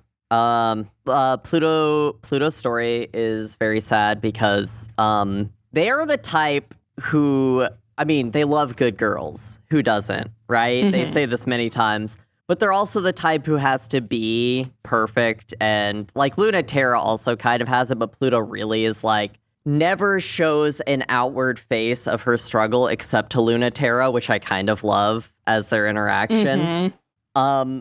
But Pluto, my favorite line with Pluto is Pluto is like crying to Lunaterra at one point because they have many interactions in which they're basically, it's the one time they can act like a kid is around Lunaterra. And they say, why does no one pull me up? And I just love that line because Pluto is always the one pulling everyone up around them. And they're like, but nobody's there for me. And that's their journey. I mean, I think Pluto resents the world around her for I mean, there again, like her power is isolating, and there's a lot of like external forces that basically put her in a position where because everyone thinks she's invincible, nobody will help her. And she literally, like, not only does she have this like incredible pressure from being the leader of this faction, the sheer size and potential destructive power of the Crown Macula means that like there's a lot of echoes of like Buddhist thought in a lot of the things that she says, specifically like the phrase right thought and right action. This idea that she has to center herself completely even within the private realm of her thoughts because her thoughts are projected outwards and affect both her mech and the universe around it because it is so powerful. If she doesn't have total control of herself, perfect control of herself, if she doesn't embody everything she claims to support, then the effects will be devastating. Her faction might fall apart around her. Her mech might be out of control. She might tear things to pieces that she meant to hold gently. There is this incredible feeling of just like size and the fact that you have to be so aware of your size, which, hey, I also related very strongly to Pluto as a fat woman. I am constantly aware of the size of my body, how it might inconvenience others, how I'm perceived, every element of how I walk, breathe, smell, look, everything. My mom raised me, always keep your clothes ironed, partially because we were poor and she didn't want us to look raggedy, but also just like when you're fat, your appearance is more closely scrutinized. Like, there are so many elements to constantly keeping an eye on how you're perceived by others that she embodies. And I love that her mass and her size is treated both as powerful and also beautiful so often, but it's also sometimes treated as something really difficult to bear up under. Can I say my favorite fucking mech fight is the one she has with Lunaterra when she falls and Lunaterra tries to fucking catch her and the Mare Crisium, and like, she literally says, this looks so dumb. What are you doing? There's a quote during this fight that hit me so hard. This is not the moment that I had, but this quote I wrote down, which is, Pluto says, this ship self and what it can do are more important than me. And Lunaterra says, nothing is more important than you.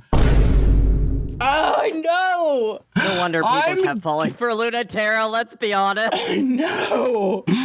You can't say that to people. You can't. You especially can't say it to Pluto, who just like everything is more important than Pluto, including the entire fate of humanity and space. And like the reason I played things in the order that I did when I got kind of a taste of the ideologies behind each of the factions, like you start with Saturn, and I love Saturn as a starting place because arguably she's the most out there and the most esoteric. Her ending, everyone becomes concepts. Like that's really weird and out there. And so I went to Lunaterra next because I figured hers would be way more grounded, and literally her ending ends with everybody being in their physical bodies in a bed together trying to figure out breakfast. I love how grounded hers is. It's so good. And then I was so interested to come to Pluto to see, how do you reconcile that? Because that is Pluto's impossible position. How do you reconcile there's a force that wants everyone to go back to being exactly what they were and never straying from their home, and there's a force that literally wants to abandon what it means to be a person. How do you meet in the middle there? It is an impossible position, and I do love that about Pluto's path. And I love Pluto's path is about coming to the ultimate conclusion that it's okay to only be one person who has a set lifetime, and you're not going to be able to solve every problem within that lifetime. It's so funny to me, the difference between her ending and Lunaterra's. Like, Lunaterra literally changes a fact of physics. Yeah. And then, like, you know, Pluto is like, well, what we can do is become intergalactic wanted criminals. Yeah. It's so good. I just love, okay, I mean, spoilers for this whole thing, but I love how her ending is hand-drawn crayons on paper. The art style. I declare war on Earth is the greatest art piece ever. Also, so good. When they literally, okay, Brian, tell me if I'm stepping on yourself, but when they're finally like near her end and they're like, what do you want, Pluto? Like, finally say what you want. And it's this drawing of Pluto ugly crying with the quote, I want us to be together forever. That's all she wants. Fucked my whole shit up. Fuck my whole shit up. No, so there's my favorite fight in this game, to get to it, is a fight between Saturn and Pluto on Mars in what they call the oxygen ocean.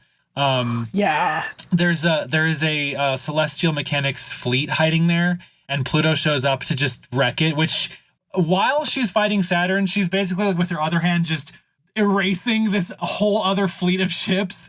But this is the point everybody's fine, I guess. We don't talk about that, but I was just looking for it. I unfortunately did not upload my screenshots to the cloud, and so I didn't write this quote down. I just saved it as a screenshot. I remember this now, which sucks, but there's a moment in this combat sequence where if you're playing as Pluto and you choose the Cradle's Grace's outcome of the sequence, because this doesn't happen in the other playthroughs, there's a moment where Saturn gets lost in this cloud of like metaphorical physics that Pluto has generated by basically just because she can literally just create things.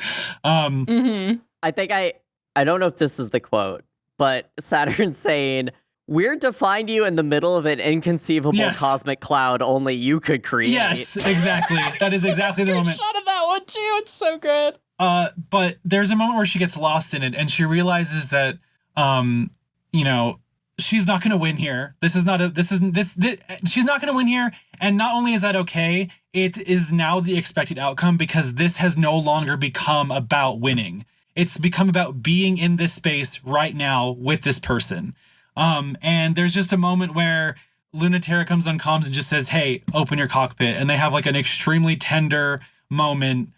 And their mechs are also having an extremely tender moment. Oh, yeah. And there's just like so much intimacy and just like we talked earlier about how this game is not afraid to be very earnest and open with its emotions. I am someone who struggles a lot with being earnest, and I tend to deflect with humor in the way that like Pluto and Saturn tend to.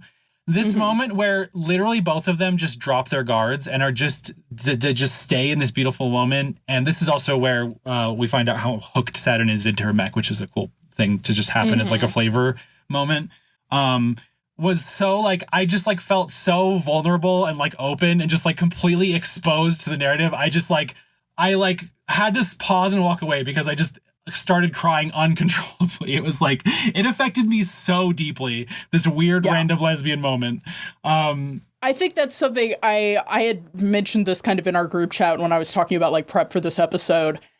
This game, like the rep, and I think a lot of the image that's pushed around it is that this is an incredibly horny game, which I think is really funny because it's not horny in the way you typically think of visual novels. There are a lot of visual novels that just have pornography on screen. Like it's just horny in that way. This is a deeply horny game.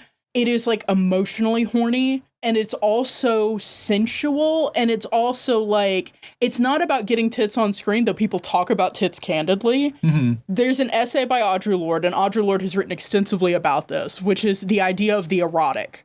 And I think, you know, in modern times, if we're talking about how words have different meanings to different people at different times, erotic is something that has been kind of flattened into pornographic. When someone thinks of an erotic novel, they're thinking of a novel with sexual scenes in it, right?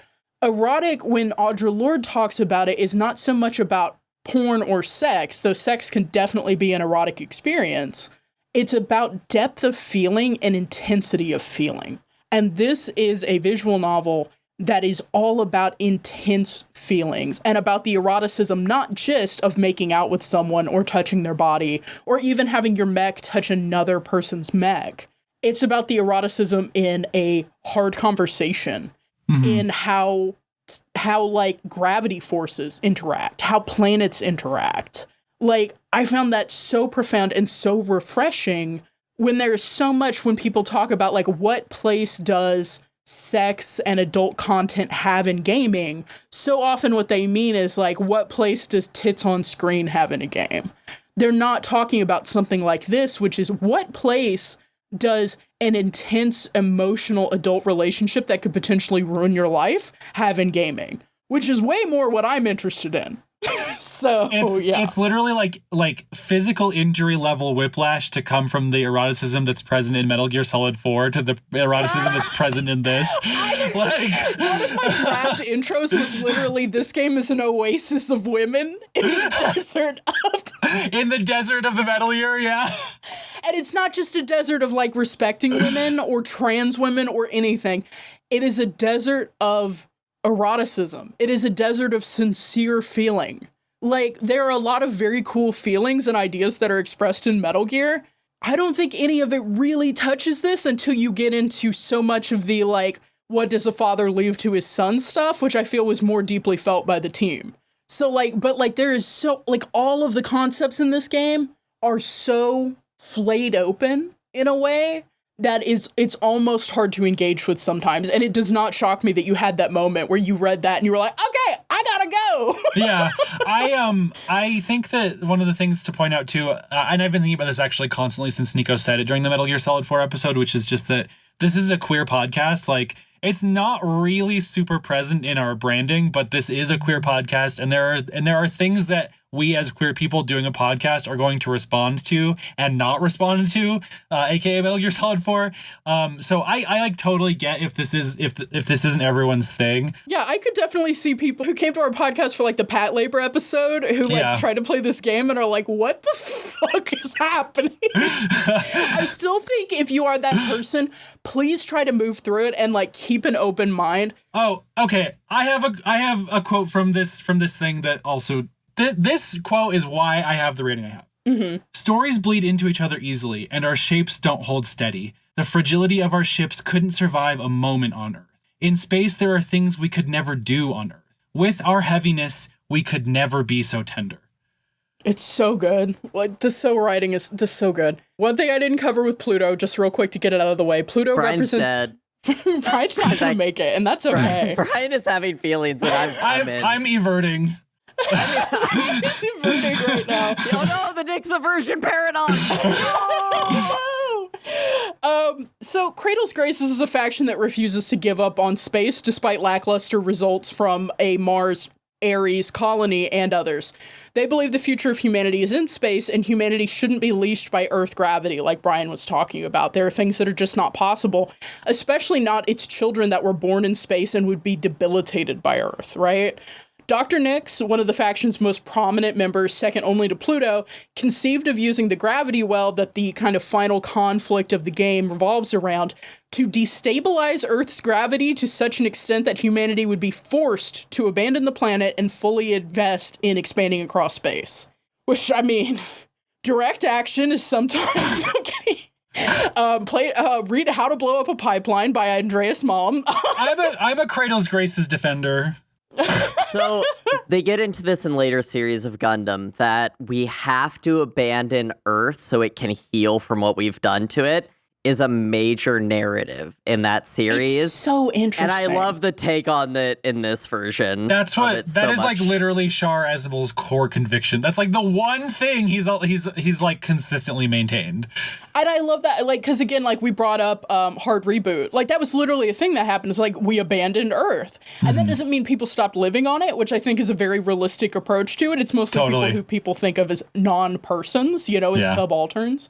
But like, I love that that's a continual idea. I think that's definitely expressed when people did the whole "we are the virus" thing during COVID. Like, nature is healing. There's this idea that the Earth is damaged and the only way to save it is to leave. And it's like, not necessarily. But anyway. Not necessarily. That was the plan of the faction. Yeah. I love that I love that the fact that you are playing a pilot, even if you were the head of your faction the way Pluto is, and you are going to inflect your ending, you are not going to perfectly execute the dream of your faction. So if you play the CG ending, Pluto can't abide the idea of doing that kind of harm to Earth, and instead uses the well to create a situation where she and the other girls become space outlaws and an enemy to Earth, forcing humanity to chase them, and as a result, creating an interchange where some spacefarers may be captured, but just as many Earthborn people might come to space and find that they like it. I believe they actually, she terraforms Venus instantaneously, and that's where they end up settling or something like that. Because they can't send traditional Earth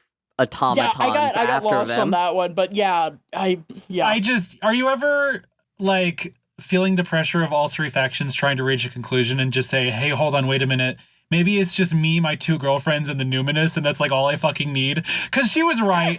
Like, this is the ending that makes the most sense to me. It's so really good. Yeah. No, Alice, you were talking about like the scribbly crayon effect.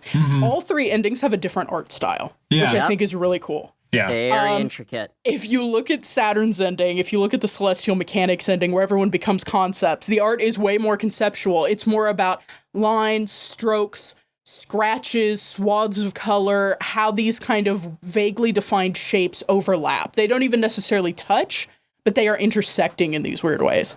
And then if you play Lunaterra's ending, that's just the normal art of them in bed and then them trying to get up and make breakfast. Like, that's just clearly drawn people figures. But sans color palette. Yeah, like it's very it's really cute. And then this middle road, like this ending, is literally drawn in crayon effect on lined paper texture. That was scanned or photographed. It's so good until the last shot where you see them all on Venus, and I knew in a way. Saturn's ending, they don't even really have forms anymore. Lunaterra's ending, they are just people. I knew that it was going to be the ship selves at the end of the Cradle's Grace ending. I did not expect how it would hit me to see the string of pearls and to see the Marcrisium in the lap of the Cruden Macula. Oh my god, it's chilling. Such a good drawing. It's such a good drawing. Such a good drawing. They specifically have decided to live in their mechs forever. Like, those have become their external bodies. It's incredible. This is mechs. And it's so good because there's this little conversation that happens at the end between like Saturn and Lunaterra about like what it's like to live in your mech full time when their interfaces are so different. Yeah. Saturn's physically connected to hers. That might as well be her body. But Lunaterra is hitting switches, press F to love your girlfriend. Press select to submit. Press select to submit. So here's Yes. This is very specifically. I do love this ending a lot. My favorite ending is the Lunaterra ending, but my canon ending is Saturn. But I love the ending of this when they're on Venus and they're talking about, this is the ending we deserve. Earth doesn't understand us. They won't accept us. They're not ready to. but we're going to get through this by being the conflict to them. And the last line is, come here and make out with me about it. Thesis statement. I do want to cut Yes. all the way back. Yes. Not all the way back, but there is one interaction between Pluto and Lunaterra. It's when they're on the moon. That's when you have the penultimate moments and interactions between the couples. And I just love this line between Pluto and Lunaterra. She, Lunaterra, was the person who taught you how to blow a kiss, but Pluto is the one who learned to make out. Yo, it's so good. And I just love that because number one, there's a bunch of great kisses in this. That's about the most like interaction of physical bodies we get. Also some of the ship cells kiss. No. There is some definite like nude holding each other if you do certain scenes. So yeah. Hey, we don't get to those. You have to don't unlock see nipples. those. Play Don't the worry game. about it. It's not sexual. No, I'm kidding. It's deeply sexual. That's it. I just wanted to give reverence to that line because I just love, the Gen 1, Gen 2, and Gen 3 interactions with kink and relations. Yeah. Again, Very like I said, good. like, it's so interesting that, like, literally, there's a really good scene that you get between Lunaterra and Pluto that's kind of a flashback to when they were way younger, as signaled by the fact that Pluto has shorter hair. I love. But, like, it's them interacting when they were younger, and it's Lunaterra encouraging Pluto functionally to transition and, like, to embrace changes to her body that she wants to enact. Did you read the... Okay. I don't have the the specific quote. Yeah. quote. I have the specific quote. Let me find it real quick because it's so fucking... It's gender to me. Yeah. In the way that we all need a gender person. Sorry, I did screenshots of... Here's the quote. And this is when this was the weight that smacked me in the face. Pluto talking to Lunaterra when they first met in Cradle's Graces. You don't have to be jealous of me, Everything I was given, you deserve that too. I'll cut your old dead name out of the story, just like I did for me. Yeah! Fuck! You know what I mean? I love that. I love the idea of generations of trans femininity, of helping each other and also understanding new ways of being, like... I think this was so beautiful. Like, obviously I can't relate to it fully, but here's what I'll say. I'm a butch lesbian. You know how I got there? When I was in college, one of my trans friends said, "Have you ever really thought about your gender?" I took him completely seriously. Shout outs to Eli. I don't think you listen. Anyway, I took him completely seriously. So one morning in college, I believe it was a Saturday, I went out on my patio with a notebook for 3 hours. And I thought about my gender. You want to talk about literal. I went out there and I said, okay, time to think about my gender. And I thought back as far as I could. I recommend this to any cis person. Listen, you don't have to think you're trans. Go outside with a notebook for 3 hours. That's what I'm saying to you right now. If you are not trans, you unlock cis plus, which is a new understanding of your own gender and how you decide to present yourself. Okay. I'm going to do the Nico thing where I reference a movie that I've seen recently on a podcast that could be listened to at any time. The only person to do that, of course. Yeah, Yes. I'm the only... I invented it. Credit me if you ever reference a film. So I saw the TV Glow, which is a trans experience in its right, but something that the story gets you to, and I think this one really evokes in me, especially with Lunaterra and how they interact with the younger trans femmes in this, is it's not too late. It's never too late to transition, to explore your gender identity. This is my appeal to the listener. This is my platform. It's never too late. It's never to too go into late. space, get into the kitty cat ship self, It's never too late to go out on your porch. and just be a little gremlin. Yeah, I have one more quote to read in support Yes. of that. And then I think we should move on to the important business that we have to do. So this is from Pluto's ending. Saturn has just said, "You guys figured out I'm going to bed." So she says, but when she stretches out on the yellow-red carpet of Venus's jungles, she doesn't go instantly to sleep. There's room for both of them on Pluto's lap, which is an advantage of living in your ship self. You can do things that you normally couldn't, even if other things are harder. Harder doesn't mean impossible. It just means you have to work for it, to figure out how to make it real. Learning a new language that your new body speaks. Yes. Anyway, beautiful. Okay, Alice, we have to do something really important. Yes, we do. I think we need to rate these goddamn mechs. So I'll jump into it. Hey guys, it's me, Alice from the pod. So I have to pull myself back from my preciousness about this and look at this from the clinical perspective of what we're trying to do on this podcast about mechs, which is to have real and honest conversations about what mechs are and, hey, is that a cool mech?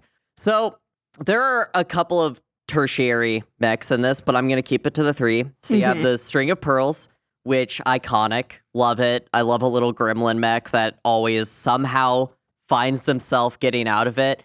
And yeah, they're a cat girl, nyan nyan. I love Lunaterra's very generic, like, you know me. I love a standard issue mech. Standing man and emoji. The standard issue mech in this is still so iconic. The gender of it being a standing man emoji mech that she changed over time. Sorry, it just hit me. Yeah, it hits. And then I'm putting a lot of weight onto the Kron Macula, Pluto's mech, because I remember distinctly when I first played this, and the first time you see this mech in Saturn's playthrough of them hunched into this research facility with their chimes in front of their face, filling up the room with a volume and a gravity. The way that they describe these mechs, the way that these mechs interact with the universe, and I don't want to say break the fourth wall, but they break reality in a way that works in the system. But also the fact that I can very much realize what these ship selves are, and I understand all of them at a core level, and they explore them in such beautiful ways. And something that we've talked about before is the relationship between a pilot and its mech. And in this, it is so inseparable to me because the ship self, even Lunaterra's, who is technically a prototype and a mass production type, is so unique, right? Everybody has a unique mech, even though they aren't always designed that way, but everyone is so iconic to me. Where this does lose points is the fact that there isn't that much art in this game.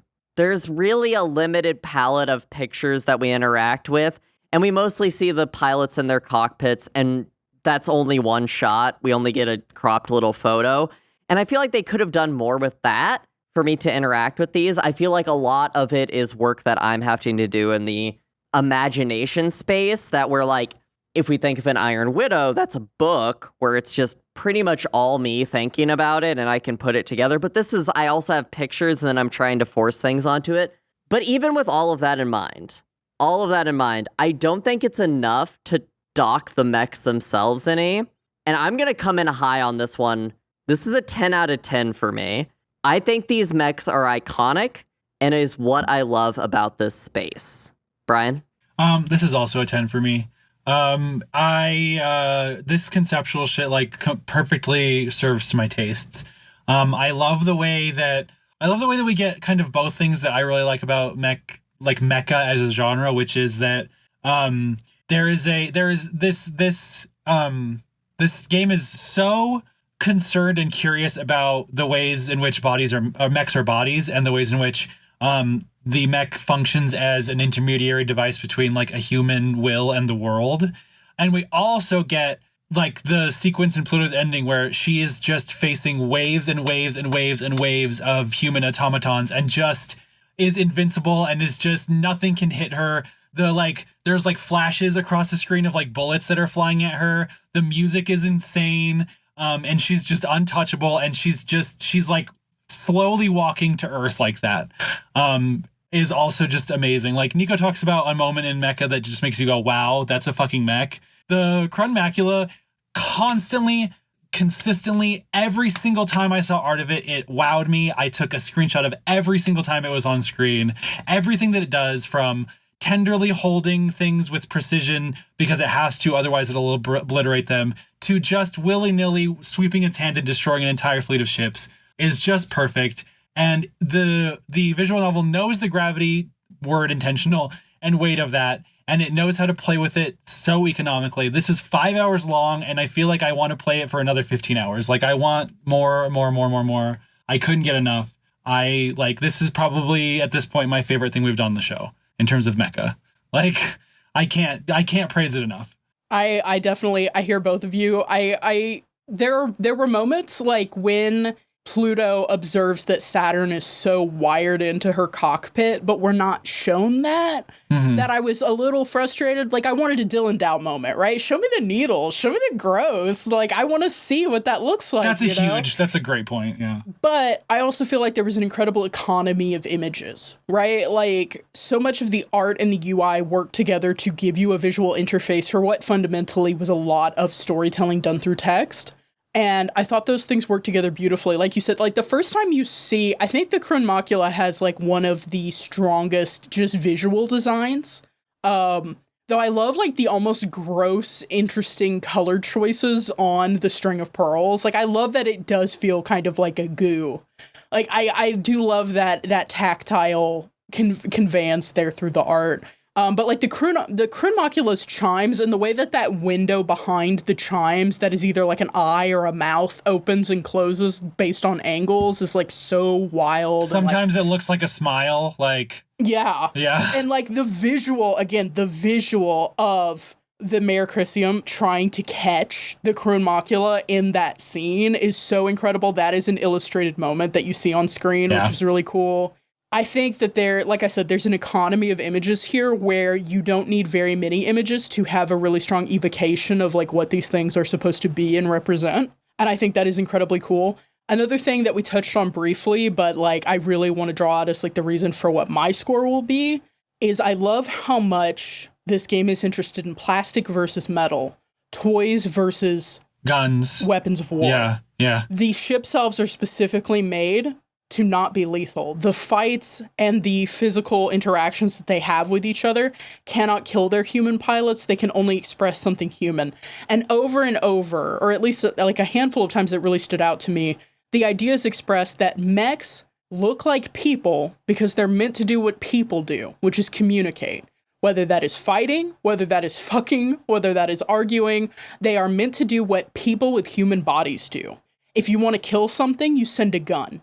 And when a gun appears in this thing, it is not just like a floating gun in space, but it is purposefully described the autonomous drone that Lunaterra has to face down with whoever she's in the scene with and whatever the ending you go for is. When Lunaterra faces this down and is giving advice to the others who haven't faced the potential of real death, there's a coldness, a clinicalness to it. When you design something to kill someone and all it has to do is that, it can be a very simple, very cold, very inhuman machine.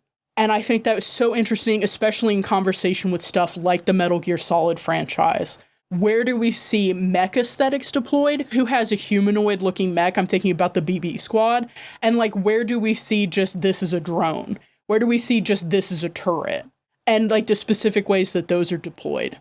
I loved that contrast between what a mech is for and what it stands for and what inspired it, plastic toys, human iconography, and what a thing meant to kill is for.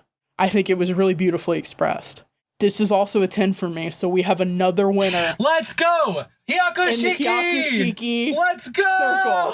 circle. Another one. Another one. I really just do think, like you said, Brian, I feel like I would love a pervert art book of this game. I would love if somehow Max Schwartz wanted to put together, like, here's the cool painterly looking art, and here's the pervert shit. Here's what a cross section looks like. Here's what the cockpits look like. Here's what the screens look like. Here's all the fucking rocker switches in Lunaterra's cockpit, you fucking creep. Max says to me specifically. I would love that. We're not going to get that, but like I said, I feel like this does so much to hit all of our points about things that we care about through mechs. Like, I think it deserves that golden mech. There's even girls kissing. Not only is all the shit we said about mechs true, there's even women. Is Yuri. It is literally Yuri, finally, for once. For once, we actually have real Yuri. Mecha is I do have to say, I do feel like Promare has experienced misandry in this podcast. I think maybe if they had all I can say, looking at the data, looking at the hard data about who's in the Hyakushiki, I guess Promare needed a threesome. That's all I can say about that. Whoa. If they'd had a triangle, maybe they would have made it. This is the calculations. We've connected the dots. We can't talk about this certain inevitable geometry right now. We have to go to a break. Yes, we have to go to a break, and then when we are back, we're going to have to face our own truths. We're going to have to face the strength of our convictions in our game. I'm horribly scared.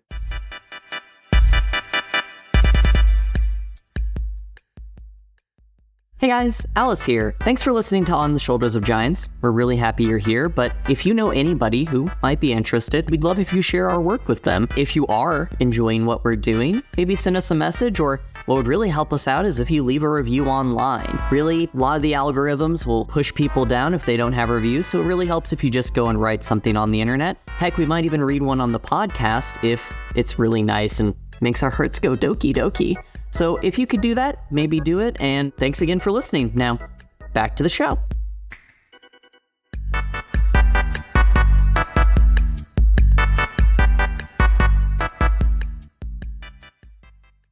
I have a game for us. It's a very important game. So we had kind of a funny thing happen, which is that we don't have a specific anniversary episode, but we have 2 episodes that are both very proximally close to our 1-year anniversary.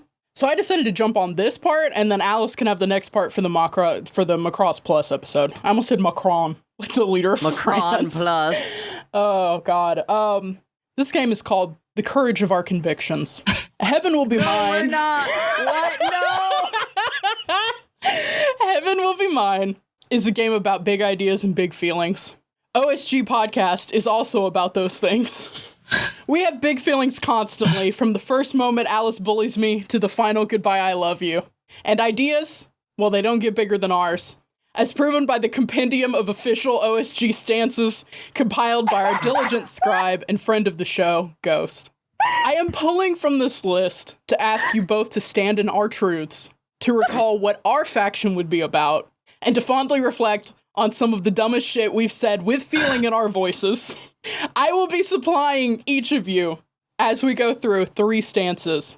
You have to tell me which of them is an actual OSG stance, and which 2, well, you don't have to tell me which 2, but you have to spot the real one. 2 of them will be lies. If you don't, well, someone else's ending might become canon. Are you 2 ready? Yeah. I just want to be clear. What do you mean by official stances of the pod? Thank you so much for asking. Oh, you're right. Sorry. I assumed it would have been maybe all the times it said this is the official stance of OSG Podcast. Oh, it is all those, but also on this list are Ghost is nothing if not an attentive and incredible scribe. When I told Ghost, wow, I wish this had marginalia, there are JPEGs of marginalia in this Google Sheets document now. Shout out to Ghost. Love Ghost. Yes, we love Ghost. There are official OSG stances. There are hard OSG stances. There are strong OSG stances. There are bold OSG stances. And there are beliefs of the OSG pod. What? Why Those are there have all been different noted. categories? Those have all been noted. Each stance also has noted its episode and the timestamp at which it was uttered. This is the kind of thorough work we can expect from people who aren't compensated in any way by this podcast. Thank you very much. So, again, I'm going to give each of you 3 stances. One of them will be a real thing that we said, that we asserted, was some kind of belief or stance of the OSG pod. We're going to start with Alice because your name starts with A. Fuck. Alice, which of the following is a real stance we asserted? A. Alice doesn't believe in men. B. Brian doesn't listen to women. Or C. Nico has never seen a boob. Okay. First off, fucking hate this podcast. Because these are all things that I could believe are official stances that we have said very boldly. Never seen. We're worst. Never seen them. I could believe that last one so deeply true. So real. But porn exists. I think this one's easy. Brian doesn't believe women. You are correct. Brian doesn't listen to women is an official stance of the OSG podcast.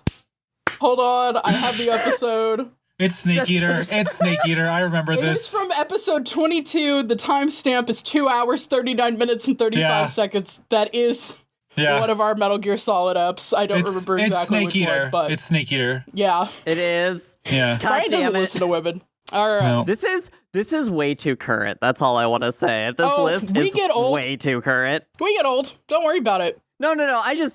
The fact that Ghost didn't give up by episode 22, braver Can than I any say- U.S. Marine. Ghost suffered more than Christ when they hit the wall of smiles, which is what they called the Price of Smiles episodes. Do any of us remember the official stances we said during those dark years? There's no way to know, except if you're Ghost, who has written them down. All right, Brian. Christ. Which of the following is a real stance we asserted?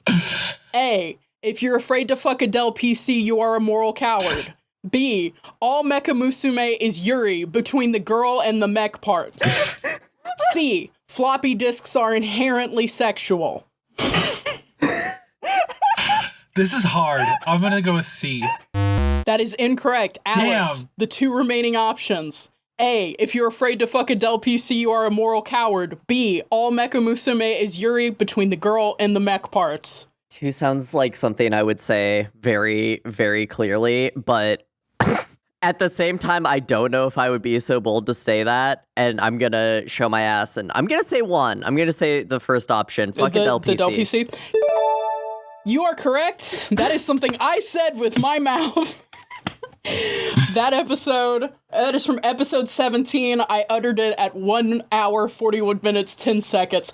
I will note a lot of these official stances come late in an episode, presumably when we are compromised. Alice, which of the following is a real stance we asserted? A. Always point guns at orphans. B. Fire Force isn't real and can't hurt us. Or C. Revenge is cool if you do it right and have fun and be yourself. That if the third one isn't, that is now an official stance of the OSG pod. Ghost, jot that one down. I'm 99% sure that this happened in our second episode of The Price of Smiles. Always point guns at orphans. That is incorrect, Brian. Is it B, Fire Force isn't real and can't hurt us? Or C, revenge is cool if you do it right and have fun and be yourself? I think it's C. Brian is correct. That was uttered by Alice. Yes. And that was from, I believe, our second Iron Widow episode. Hold on. It is from episode 18. That's Revenge Iron is Widow cool part if 1. you do it right. That was uttered at 1 minute and 40 seconds. So actually, that was right out the gate. Oh, wow. That was, okay. All right, Brian. Yeah. Which of the following is a real stance we asserted? A, the only people Alice respects started on something awful. B, you should go to Craigslist and live Moss. C, Reddit is a real website. The fake ones you made for this are perfect. I just want to say. Oh my god, this is such a good game. Okay, hold on. This is our game of all time, if I'm being real. I need us to do this every year for our anniversary. Yeah, please let it be B. It is B. Congratulations, Brian. Yes! Yes. The first one is true. I just want to be clear. Shout out PMC. Episode 15, at 1 hour, 32 minutes, and 50 seconds, you can hear someone tell you to go to Craigslist and live Moss. That is Voices of a Distant Star.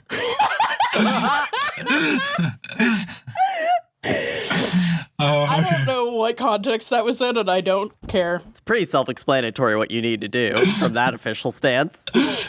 Alice, which of the following is a real stance we asserted? This one's gonna be hard. Alice has never played Hunipop. Alice has never played Escape from Tarkov. Or C, Alice has never played Love Live.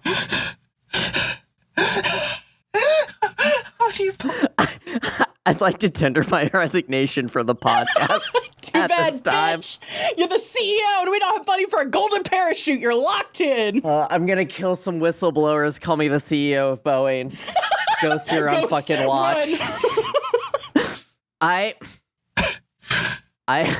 have never played Escape from Tarkov. You are correct. I don't want to admit what I need to explain the Love Live thing. I need to be clear that even though there was one correct answer, Alice has played all 3 of these titles. I just need it to be known.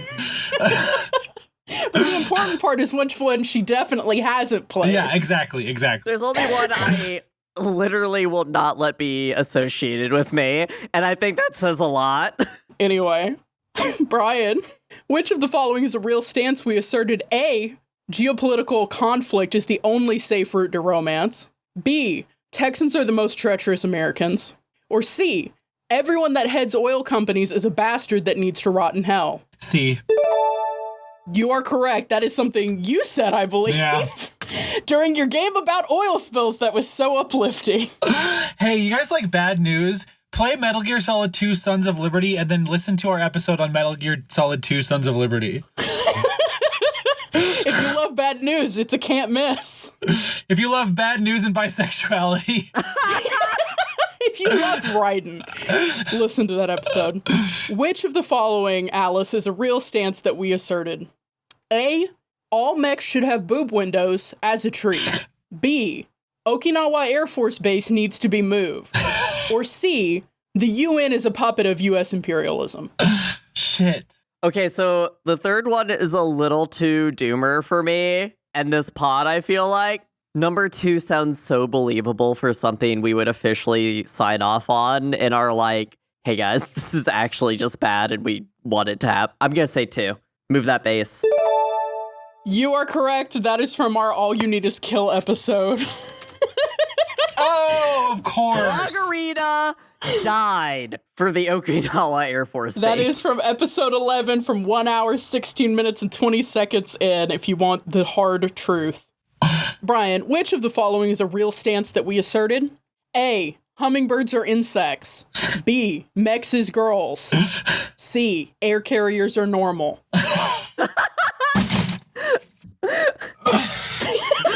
You did great on these. Okay, I'm gonna go with B. Alice. Damn. Brian was incorrect. Is it A, hummingbirds are insects, or C, air carriers are normal? It's gotta be C, baby. Neither of you get a point. An official stance of the OSG podcast is hummingbirds are insects. Why? Did I say that? What were we talking about? I might have said that. Episode 10, which was, I believe, our bonus gunpla ep, 2 hours, 2 minutes, and 20 seconds. Hummingbirds are insects. That was official Price stance. of Smiles Part 2. Oh, that's what happened. We were delirious. Yeah. Yeah, we really spent 90 Earth days on that show, didn't we? We really did. All right, Alice, I've got something special here at the end. Can you guess what it is? Is it a bonus question? It is. I don't like that we're in a position in this podcast where you guys can give me obvious lead-ins and I know exactly what you want and I'm like, this is great. I love this. Anyway, continue. All right. I'm not going to name a specific person. If you think you know the answer, jump in. This is our bonus round. Which of these was the first official stance of OSG? A, we believe that time theft by corporations is a real crime, from episode 3. B, Freud ruined humanity, from episode 4. Or C, literacy is a mistake and a crime, from episode 11. Which of these is the official first stance of the OSG pod? Abolish literacy. Incorrect. Brian, your answer. It is No, I was just saying that as a statement. But I'll take it because I sign off. If Brian gets it wrong, you will get the point. So the remaining ones are A, time theft, and then B, Freud ruined humanity. What are we thinking? Oh, shit. No, B. You are correct. Yes. All of these are stances we have taken, but only one of them was the first official one. Time theft by corporations is a real crime is from episode 3. We weren't using official stance language yet. Freud ruined humanity from episode 4. We did name that as an official stance. And literacy is still a mistake and a crime. That is an official stance, but it is from episode 11, so it was not the first. 4 is Gunbuster, by the way. Just in case that wasn't obvious. I loved Freud in that. All right, I'm gonna do some quick math here. See who got. This was close, I feel like, maybe. Guys, do we need to have a web page for these now? No, I think it's more important if Ghost has to maintain it in silence. No, I also think it's more important that we have something that you actually do have to listen to get. You're right. All right, y'all. Are you ready for this? What's the digits? You unlocked the Easter egg. which is that you got exactly the same number of points. So now to determine your ending, you just have to, on screen, there's going to be some choices in front of you, and you just pick one. I want the one where we all become constellations. Mashing the geothermal conflict button. Yeah. As opposed to geopolitical, we're blowing up the Earth.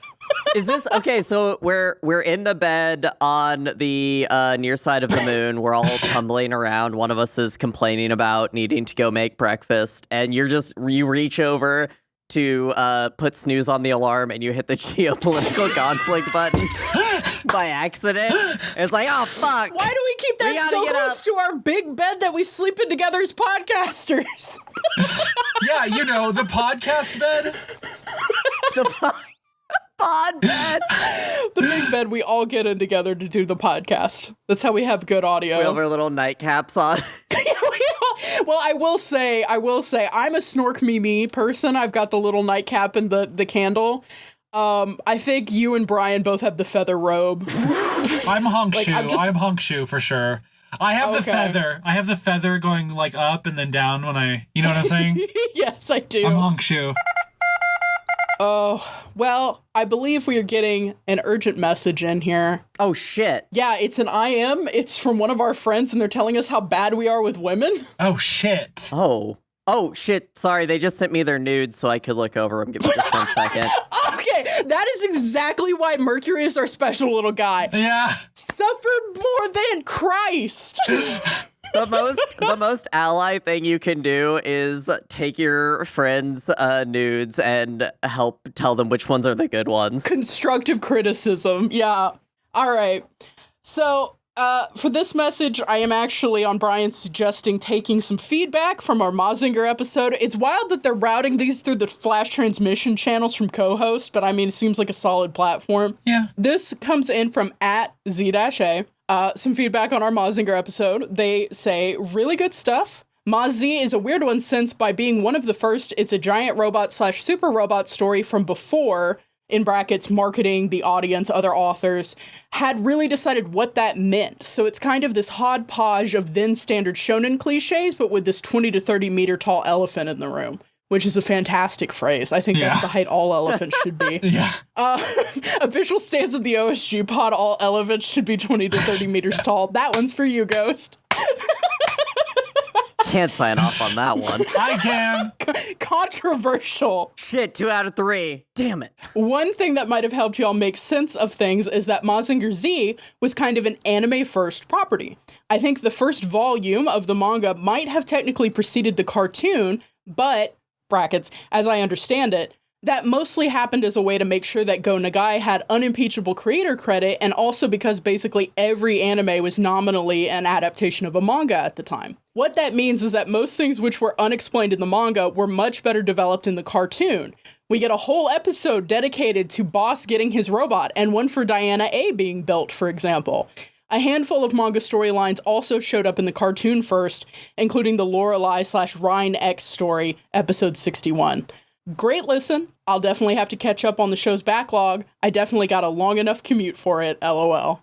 Thank you. I'm sorry about your commute. I'm sorry about your commute. Salute. But also, this is really helpful because I think, like I said in the episode, like I was a little confused about some of the characterization for the main female character. And like it seemed like in the show that she was better developed. And then in the manga, this makes a lot of sense to me. What do y'all think? One of the things we talked about in the Metallic Rouge episode was just that plot felt super unweighted and like not grounded in reality or time at all. And one of the things we talked about is that a lot of anime work differently because they are adaptations of a story that was already told in a manga, and how that will help them kind of remaster the pacing and like the flow of events and everything like that. I think that is so interesting to think about in relation to this because one of the things we talked about for Mazinger, which we just released that in terms of our production schedule. So it's much closer to us right now than it is to you hearing this right now. So I specifically remember just like one of the things we talked about that is just like, and it's referenced here too, which is just that like a lot of it's chaotic. A lot of stuff just happened while you weren't looking or off screen that we were kind of confused about. But also I think it makes sense in terms of like a plot pacing standpoint for this to have served as this. like retrospectively, this felt like something that would have served supplementally to something else. And I didn't realize that when I was actually reading it. Any thoughts, Alice? I just want to say thanks, Z-A. So, much smarter and scholarly people, and this is something that one of the wonderful things that this pod has shown me is that the mecha community online is sans UC Gundam fans. Sorry, guys. And apparently Code Geass fans. Yeah. So welcoming and understanding and wanting you to have more context, but not in a way that feels like they're devaluing your experience. So I had two people reach out to me directly on this and discuss, especially Sayaka, how she was, and apparently in the anime, like the prototypical tsundere in a mecha. And that's much more fleshed out in that. And I got some good recommendations on like, maybe not watching that anime, but like where in that series you can get a good meld of the old and the new. And it gave us some really good direction in where I kind of want to take our exploration of the super robot. But also I found that like Brian brought it up and I never even considered that there were different areas of mecha. And I didn't know that super robot was a thing, but it's also, now I'm like, as I explore this, I'm like, I don't know if I like super robot in the same way that I like, you know, super mecha and stuff like that. But it's really cool to hear this feedback and just like, it makes it so much more understanding of why I felt so much whiplash in that. Because it was like, I was like, did it get canceled? This is weird. It spawned a whole like media franchise and it's such a weird shoehorned little manga thing. So this is great context. I love this. All right. And that has been this episode of On the Shoulders of Giants, where we discussed Heaven Will Be Mine. Any parting thoughts, you two? I might be gay. Bri? This is a story that fundamentally believes that to focus on a perfect future without friction is dishonest, but the desire to do so is the definition of honesty. That our feelings and our convictions are not immaterial, but they are also fragile and malleable, and they require constant effort and constant cooperation to actualize and give purpose. Also, I might be gay. Well, look out for Brian's thesis coming to us soon. And I'd just like to say I'm definitely gay. And shout outs to trans girls. You're doing it. I believe we will get to space because of you. You're welcome. All right. Thanks for listening. Pilots, remember you can reach out for advice from the team at our email, questions@osgpod.com. And non-pilots can send general questions or feedback to the same address. You can also catch up with us on social media, links in the description, for updates and more. Make sure to check back in 2 weeks when we'll be discussing Macross Plus. Until then, goodbye. I love you. It's just loving you makes me so stupid. Goodbye. I love you.